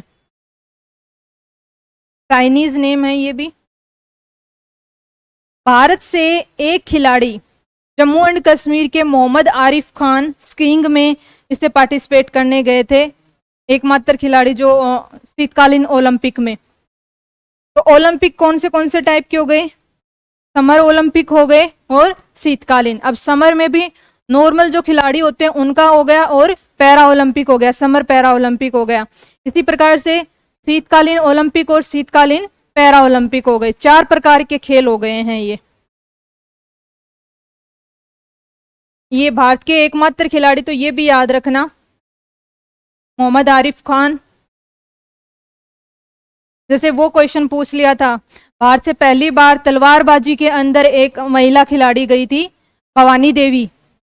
हालांकि वो जीती नहीं थी, लेकिन फर्स्ट ऑफ इट्स काइंड, पहली बार ऐसा हुआ था कि भारत से फेंसिंग में, तलवारबाजी के अंदर कोई खेलने गया था, तो उस पर क्वेश्चन पूछ लिया था। तो भारत से पहली बार कोई गया स्कीइंग के अंदर, मोहम्मद आरिफ खान। ये जीते नहीं, लेकिन पहली बार क्वालिफाई किया था इन्होंने, तो इसलिए ये भी क्वेश्चन बनता है।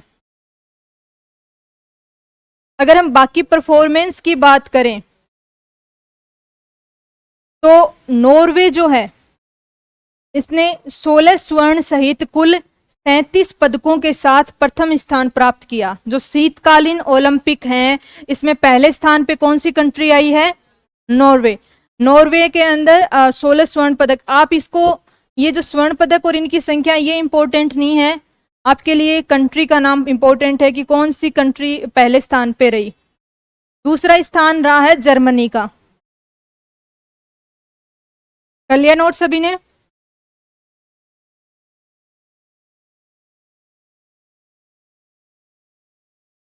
अब आता है हमारा तीसरा सेक्शन, राजस्थान राष्ट्रीय। उसके बाद में योजना या मिशन, जो कि फरवरी के महीने में चर्चा में रहे हैं, एक वो हम देखते हैं लास्ट में। नंदघर योजना। नंदघर योजना क्या है, जो आंगनबाड़ी केंद्र हैं उन्हीं को ही कर्मोन्नत करके, यानी कि उनको ही प्रमोट करके क्या बनाए जाएंगे, नंदघर बनाए जाएंगे। पहले जो आंगनबाड़ी केंद्र हैं उनके अंदर बिल्कुल मतलब बेसिक सी, या तो उनको जो प्री प्राइमरी सेक्शन की जो जैसे कि अगर हम इंग्लिश स्कूल्स की कंपैरिजन में करें तो जैसे कि प्रेप होती है, या बिल्कुल बेसिक शुरुआत करता जब बच्चा स्कूल में जाने की, वो वाली एजुकेशन 6 महीने की देते हैं। साथ में पोषाहार का वितरण होता है, खेल खेल में उनको सिखाया जाता है। लेकिन नई शिक्षा नीति, न्यू एजुकेशन पॉलिसी जब से आई है, तो न्यू एजुकेशन पॉलिसी में कहा गया है कि प्री प्राइमरी शिक्षा के जो ईयर होंगे, 3 साल होंगे, वो कहाँ पे किए जाएंगे? सरकारी के अंदर, नंद घर के अंदर किए जाएंगे। और नंद घर का जो बनाना है वो पहले से ही जो आंगनबाड़ी केंद्र चले आ रहे हैं उन्हीं को ही नंद घर के अंदर डेवलप किया जाएगा। यही है नंद घर योजना।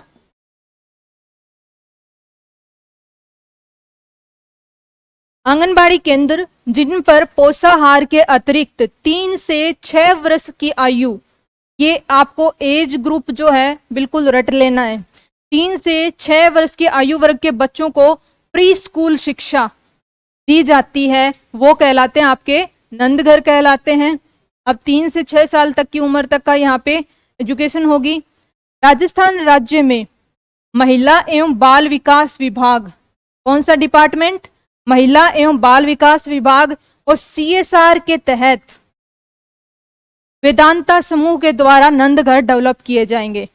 अब ये CSR क्या है? Corporate social responsibility. इसके अंदर क्या होता है कि ऐसे कॉर्पोरेट समूह है, ऐसे वाणिज्यिक जो व्यापार के समूह है जिनका सालाना टर्नओवर, या टर्नओवर छोड़ दीजिए, आप लाभांश ही याद कर लीजिए, एक लाभ के आधार पे यदि 5 करोड़ से ज्यादा का शुद्ध लाभ पिछले 3 साल से हो रहा है तो वो क्या आते हैं? CSR के तहत आते हैं। और CSR के तहत आते ही उन सभी कंपनीज को क्या करना होता है? अपने पिछले 3 साल का जो लाभांश था एवरेज, उसका 2% समाज कल्याण के क्षेत्र में खर्च करना होता है। 3 साल के प्रॉफिट का एवरेज 2% क्या करना होता है? समाज कल्याण के अंदर करना होता है। इसी को बोलते हैं कॉर्पोरेट सोशल रेस्पॉन्सिबिलिटी। तो वेदांता समूह है वो किस में खर्च करेगा? वो आंगनबाड़ी केंद्रों को नंद घर बनाने की जो परियोजना है इसके अंदर अपने पैसे खर्च करेगा। और साथ में सहयोग है महिला एवं बाल विकास विभाग का। लक्ष्य लेकर के ये चले हैं 25,000 आंगनबाड़ी केंद्रों को बदलना। ये वाला जो बजट ईयर है इसमें 25,000 आंगनबाड़ी केंद्रों को राजस्थान में नंद घर परियोजना के तहत लाया जाएगा। बहुत इंपॉर्टेंट योजना है ये इस प्रकार की, क्योंकि नई शिक्षा नीति भी अभी लागू हुई है इस वाले सेशन से।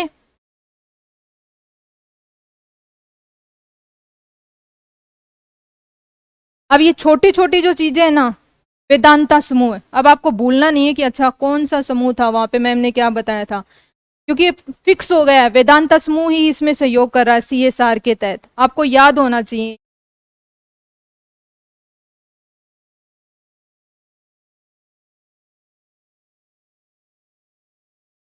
नेक्स्ट आपका आता है आयुष्मान भारत डिजिटल मिशन। अब ये क्या है? हमने आयुष्मान भारत मिशन तो पढ़ा है, अब आयुष्मान भारत डिजिटल मिशन हो गया ABDM। ABDM में क्या होगा? ये 27 फरवरी 2022 को ये इसकी घोषणा हुई।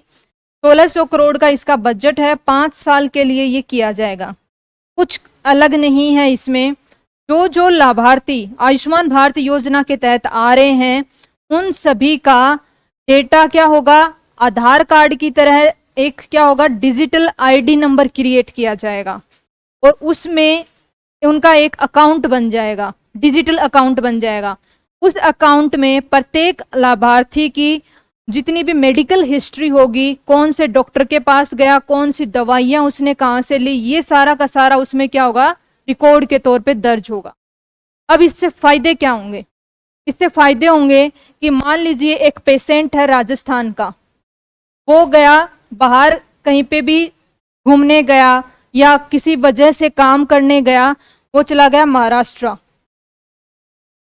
वहां पे उसको हेल्थ इश्यूज आ गए, वो बीमार हो गया, वहां पर जाकर के उसको डॉक्टर को दिखाना है। अब उसके साथ में उसका जो एक होती है पूरी की पूरी पुलिंदा होता है किसी भी पेशेंट के पास में विभिन्न प्रकार की रिपोर्ट्स का, वो उसके साथ में नहीं है। लेकिन यदि उसके पास में वो सारी रिपोर्ट डिजिटली प्रेजेंट हैं तो वो वहां के डॉक्टर को भी क्या करेगा, वो अपना एक आईडी नंबर देगा, जैसे कि आधार कार्ड का आईडी नंबर होता है उसी प्रकार का आईडी नंबर जनरेट होगा। उसमें लॉगिन करते ही उसकी सारी की सारी रिपोर्ट्स और उनका स्टेटस क्या हो जाएगा, डॉक्टर को दिख जाएगा। तो उसको कितनी सुविधा हो गई, ये इसके फायदे हैं। नेक्स्ट फायदा जो गवर्नमेंट को इससे होगा कि जो कैंडिडेट्स फेक मेडिकल सर्टिफिकेट बनवा करके नौकरी हासिल करते हैं उस पर लगाम कसी जाएगी, क्योंकि आयुष्मान भारत योजना के तहत आगे ये यूनिवर्सलाइज और ज्यादा करने वाले हैं, तो लगभग सभी का होगा इसके अंदर। जबकि राजस्थान के अंदर चिरंजीवी योजना हो सकता है उसको भी बिल्कुल डिजिटलाइज कर देंगे पूरा। तो जो फेक मेडिकल हिस्ट्री दिखा करके विभिन्न प्रकार की जो डिफेंस सर्विसेज हैं इन सब में पुलिस की जॉब हो गई, तो वहां पे जो फायदा ले लेते हैं वहां पे लगाम कसी जाएगी। उसकी मेडिकल हिस्ट्री होगी, वहां पे भी वो जितने भी चेक करने वाले डॉक्टर होते हैं वो उसको चेक कर सकेंगे। साथ में कितना पेपर वर्क खर्च होता है, कितना पेपर का खर्चा आता है जब रिपोर्ट्स को प्रिंट किया जाता है, उसके अंदर बचत हो जाएगी। तो इस प्रकार के सारे फायदे लेने के लिए, और ये भारत में तो अभी आ रहा है, अमेरिका जैसी डेवलप्ड कंट्रीज में तो बहुत लंबे टाइम से चला आ रहा है ये। साथ में गवर्नमेंट को क्या होगा, एक और फायदा होगा, डेटा जितना आज के टाइम की, टुडेज वेल्थ इज डेटा, ये लाइन आप लोगों ने सुनी होगी। आज के समय की सबसे बड़ी जो संपत्ति है वो क्या है, डेटा है। जितना ज्यादा डेटा होता है कंपनियां उसका उतना ही इस्तेमाल करती हैं, सरकारें भी करती हैं। तो सरकार के पास में यदि मान लीजिए कि पूरे एक आइडियल सिचुएशन लेते हैं, पूरे भारत के भारतीयों का मेडिकल डेटा है, पूरे भारत के जितने भी नागरिक हैं उसका सरकार को पता है कि इतने % लोग स्वस्थ हैं, इतने % या इस पर्टिकुलर एरिया में इन लोगों को ये बीमारी है, तो सरकार को सहूलियत होगी उसके हिसाब से योजनाएं लाने में। किसी पर्टिकुलर सेक्शन या पर्टिकुलर एरिया, ये पूरा भारत है हमारा, मान लीजिए कि नॉर्थ ईस्ट के लोग जो हैं उनमें फ्रीक्वेंटली कोई बीमारी एक ही केसेस ज्यादा आ रहे हैं उनकी मेडिकल हिस्ट्री में, तो सरकार क्या करेगी, वहां पे उस पर्टिकुलर बीमारी से संबंधित स्पेशलिस्ट डॉक्टर्स का अपॉइंटमेंट करेगी। उसी बीमारी के मान लीजिए वो किसी पर्टिकुलर चीज के कुपोषण से हो रही है, तो वहां पे जो पीडीएस सिस्टम है, डिस्ट्रीब्यूशन का जो सिस्टम है, तो उसमें उस चीज को एज ए पोषाहार के रूप में क्या किया जाएगा, इंक्लूड किया जाएगा। कोई पर्टिकुलर बीमारी किसी हाइजीन कंडीशन की वजह से हो रही है, तो वहां पे ज्यादा से ज्यादा क्या की जाएगी, अवेयरनेस फैलाई जाएगी। मान लीजिए ऐसी बीमारी एक पर्टिकुलर एरिया में हो रही है जो पानी से संक्रमित हो रहे हैं वहां पे लोग, तो वहां पे जागरूकता फैलाई जाएगी कि आपके एरिया में ये हो रही है। तो डेटा का प्रयोग इस प्रकार से किया जाता है योजनाएं बनाने में, सुविधाएं पहुंचाने में। तो ये जो डेटा कलेक्ट होगा उसका लॉन्ग टर्म में इस प्रकार के फायदे सरकार लेगी। तो मैंने जितना कुछ आपको बताया है इस पे बहुत अच्छा मेंस में 10 नंबर का क्वेश्चन बन सकता है। आयुष्मान भारत डिजिटल मिशन को एक्सप्लेन कीजिए, इसके लाभ बताइए और इसके आने वाले चैलेंजेस पे चर्चा कीजिए। ये पूरा का पूरा एक क्वेश्चन बन गया। और इसी प्रकार के क्वेश्चन आते हैं इकोनॉमिक्स के अंदर, पेपर उठा के देख लेना आप। खैर यहाँ पे हम प्रीलिम्स के हिसाब से पढ़ लेते हैं।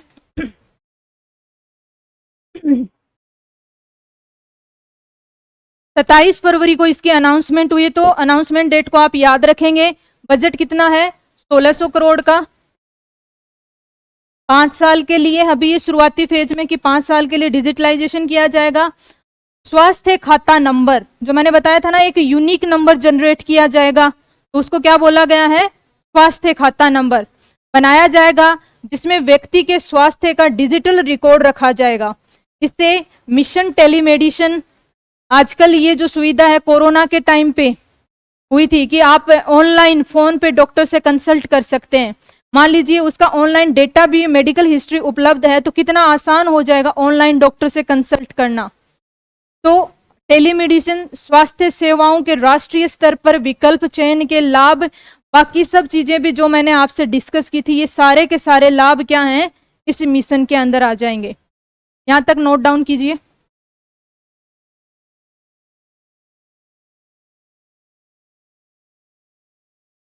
चले आगे।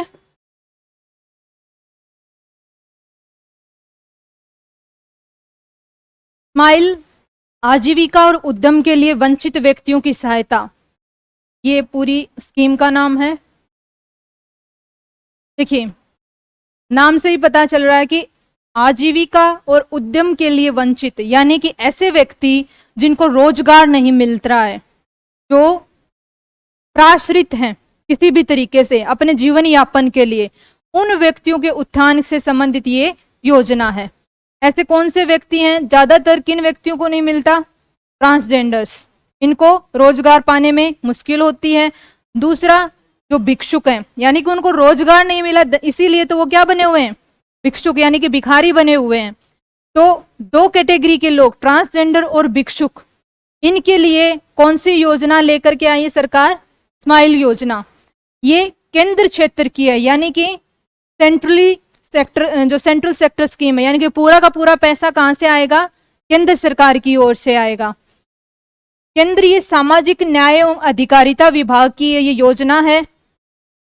इसमें दो उप योजनाएं हैं। प्रमुख योजना है हमारी स्माइल योजना, इसमें दो उप योजनाएं हैं। पहली है ट्रांसजेंडर व्यक्तियों के कल्याण के व्यापक पुनर्वास योजना।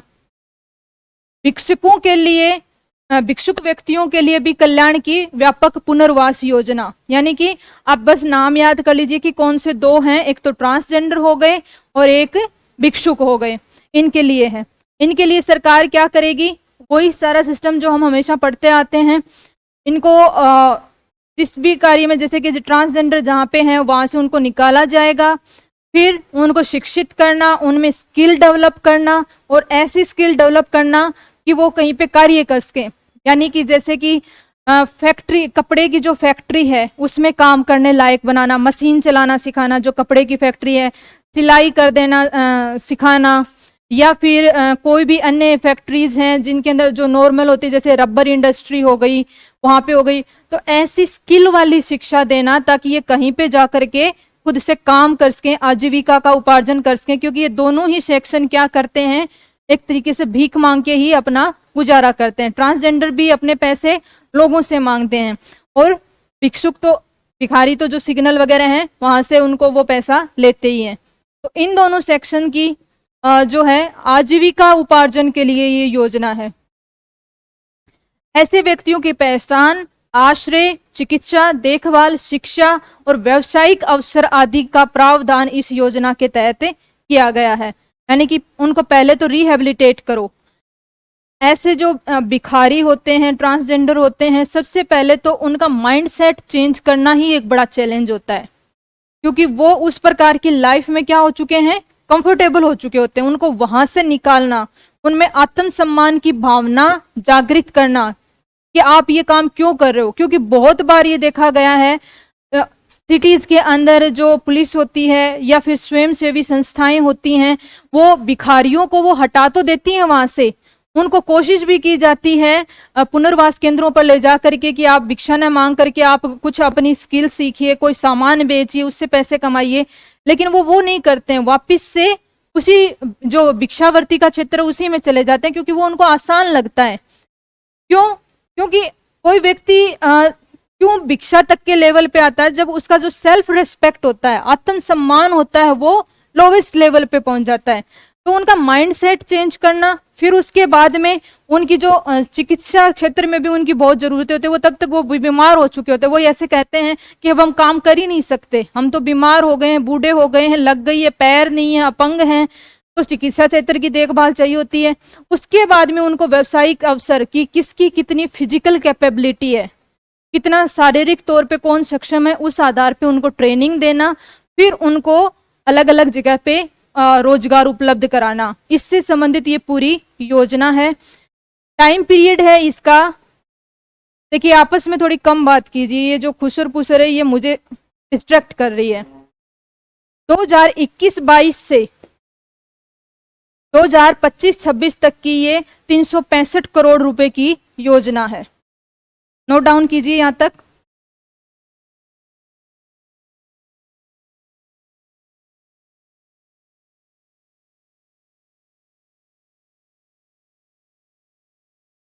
ऑपरेशन आहट, ऑपरेशन आहट जो है रेलवे सुरक्षा बल, जो आरपीएफ है, रेलवे प्रोटेक्शन फोर्सेज हैं, उनके द्वारा रेलवे के अंदर जो मानव तस्करी होती है उसको रोकने के लिए ऑपरेशन आहट प्रोग्राम चलाया गया।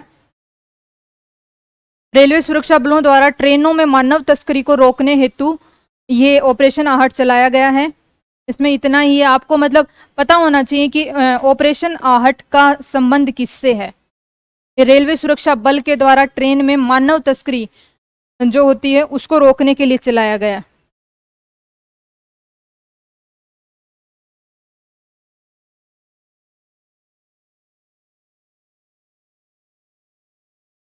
अब लास्ट आपका आता है नव भारत साक्षरता कार्यक्रम।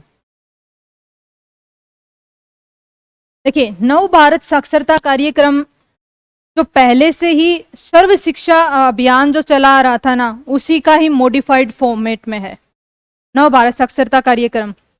सर्व शिक्षा अभियान में क्या होता था, जो निरक्षर प्रौढ़ व्यक्ति जो हैं उनको साक्षर करने का कार्य किया जाता है। बहुत पहले पुराने टाइम की योजना है, लेकिन अब उसी को जो न्यू एजुकेशन पॉलिसी हमारी आई है उसमें अपडेट करके क्या कर दिया गया है, नव भारत साक्षरता कार्यक्रम कर दिया है। ये राष्ट्रीय साक्षरता नीति 2020 के अनुसार 2021-22 के बजट की घोषणा है।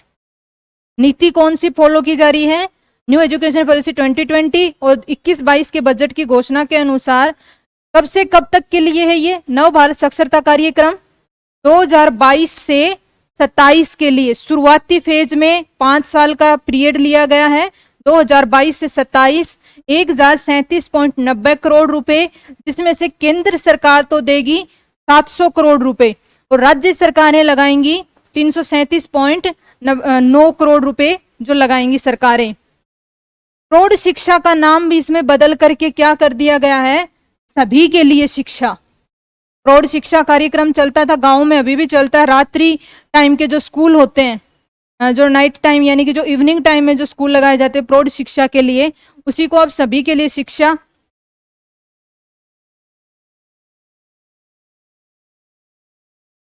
इसमें पात्र कौन होंगे, 15 वर्ष और उससे अधिक आयु के गैर साक्षर लोग। गैर साक्षर कौन होते हैं, जिनको अपना नाम तक नहीं लिखना आता है, पढ़ना लिखना नहीं जानते, बेसिक जो किताब होती है कह गए ये सब नहीं जानते, वो गैर साक्षर लोगों में आते हैं। और आयु क्या होगी, 15 वर्ष। अब 15 वर्ष लेने का लॉजिक क्या है यहाँ पे, 14 तक में तो किसमें आते हैं, राइट टू एजुकेशन, वो वहां पे क्या माना जाएगा, बालक माना जाएगा। राइट टू एजुकेशन के तहत उसको शिक्षा दी जाएगी। और 14 वर्ष की आयु कंप्लीट होने के बाद भी यदि वो निरक्षर है, वो साक्षर नहीं हुआ है, तो उसको यहाँ पे कवर किया जाएगा। इसलिए मिनिमम एज क्या रखी गई है, 15 वर्ष रखी गई है। 15 वर्ष और उससे अधिक आयु के गैर साक्षर लोग। उद्देश्य क्या है, वही आधारभूत साक्षरता प्लस अंक गणित की शिक्षा, ताकि अपने जो normal day to day life की जो कैलकुलेशंस होती हैं उनको वो आसानी से कर सके। पैसे की गणना करना, थोड़ा बहुत हिसाब किताब रखना, जो अपनी बेसिक जरूरत की जो अंक गणित होती है वो इसमें सिखाई जाती है। महत्वपूर्ण जीवन कौशल जैसे कि वित्तीय साक्षरता, नॉर्मल सा ब्याज कैलकुलेट करना। देखिए, अपने जैसे एरियाज की मैं बात नहीं कर रही हूँ, बहुत सारे अभी तो क्या है कि गांव में भी बहुत ज्यादा साक्षरता या अपन ये कह सकते हैं कि जागरूकता आ गई है, लेकिन ऐसी बहुत पूरे राजस्थान में दूरस्थ गांव ढाणी के क्षेत्र होते हैं, आदिवासी लोग हैं पूरे के पूरे उदयपुर संभाग में, जिनको बेसिक साक्षरता का ज्ञान नहीं होता है। तो वो क्या करते हैं, महाजन से पैसे उधार लेते हैं, उनको वो कैलकुलेशन ही समझ में नहीं आती, पूरी जिंदगी उनकी क्या होती है, ब्याज उतारने में ही चली जाती है। तो वहां पे क्या चीज की जरूरत होती है, नॉर्मल बेसिक वित्तीय साक्षरता की, ब्याज की गणना कैसे की जाती है, आप उसको कैसे कर सकते हो, ताकि वो इसके कुचक्कर में नहीं फंसे, वो जागरूक रहें, उसको टाइम से चुका सकें।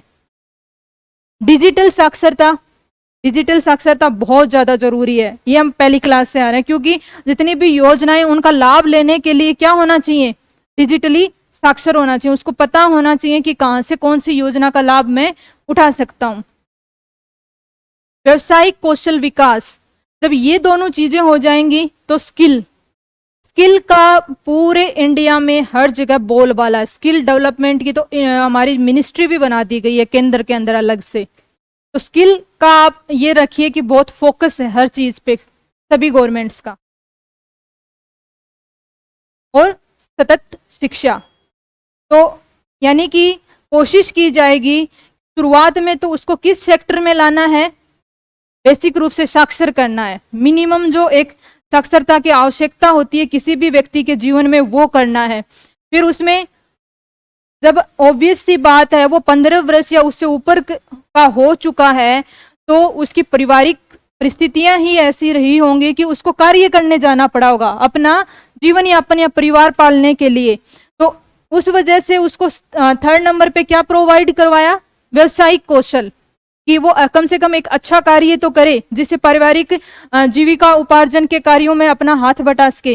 जब यहाँ तक भी हो गया फिर कोशिश की जाती है कि उसके बाद भी वो अपनी शिक्षा को क्या करे, जारी रखे। मान लीजिए कि उसने 5th तक की एजुकेशन ले ली, उसके बाद में वो किसी ऐसी जगह पे कार्य करे कि उसके बाद में 6th से लेकर के 10th तक की भी एजुकेशन को वो कंटिन्यू कर सके। तो इसकी भी इस अभियान के तहत बाद में कोशिश की जाएगी। तो ये आज का हमारा करंट अफेयर हो गया फरवरी का। कल हम मार्च का करेंगे। किसी को कोई दिक्कत यहाँ तक? Okay, thank you.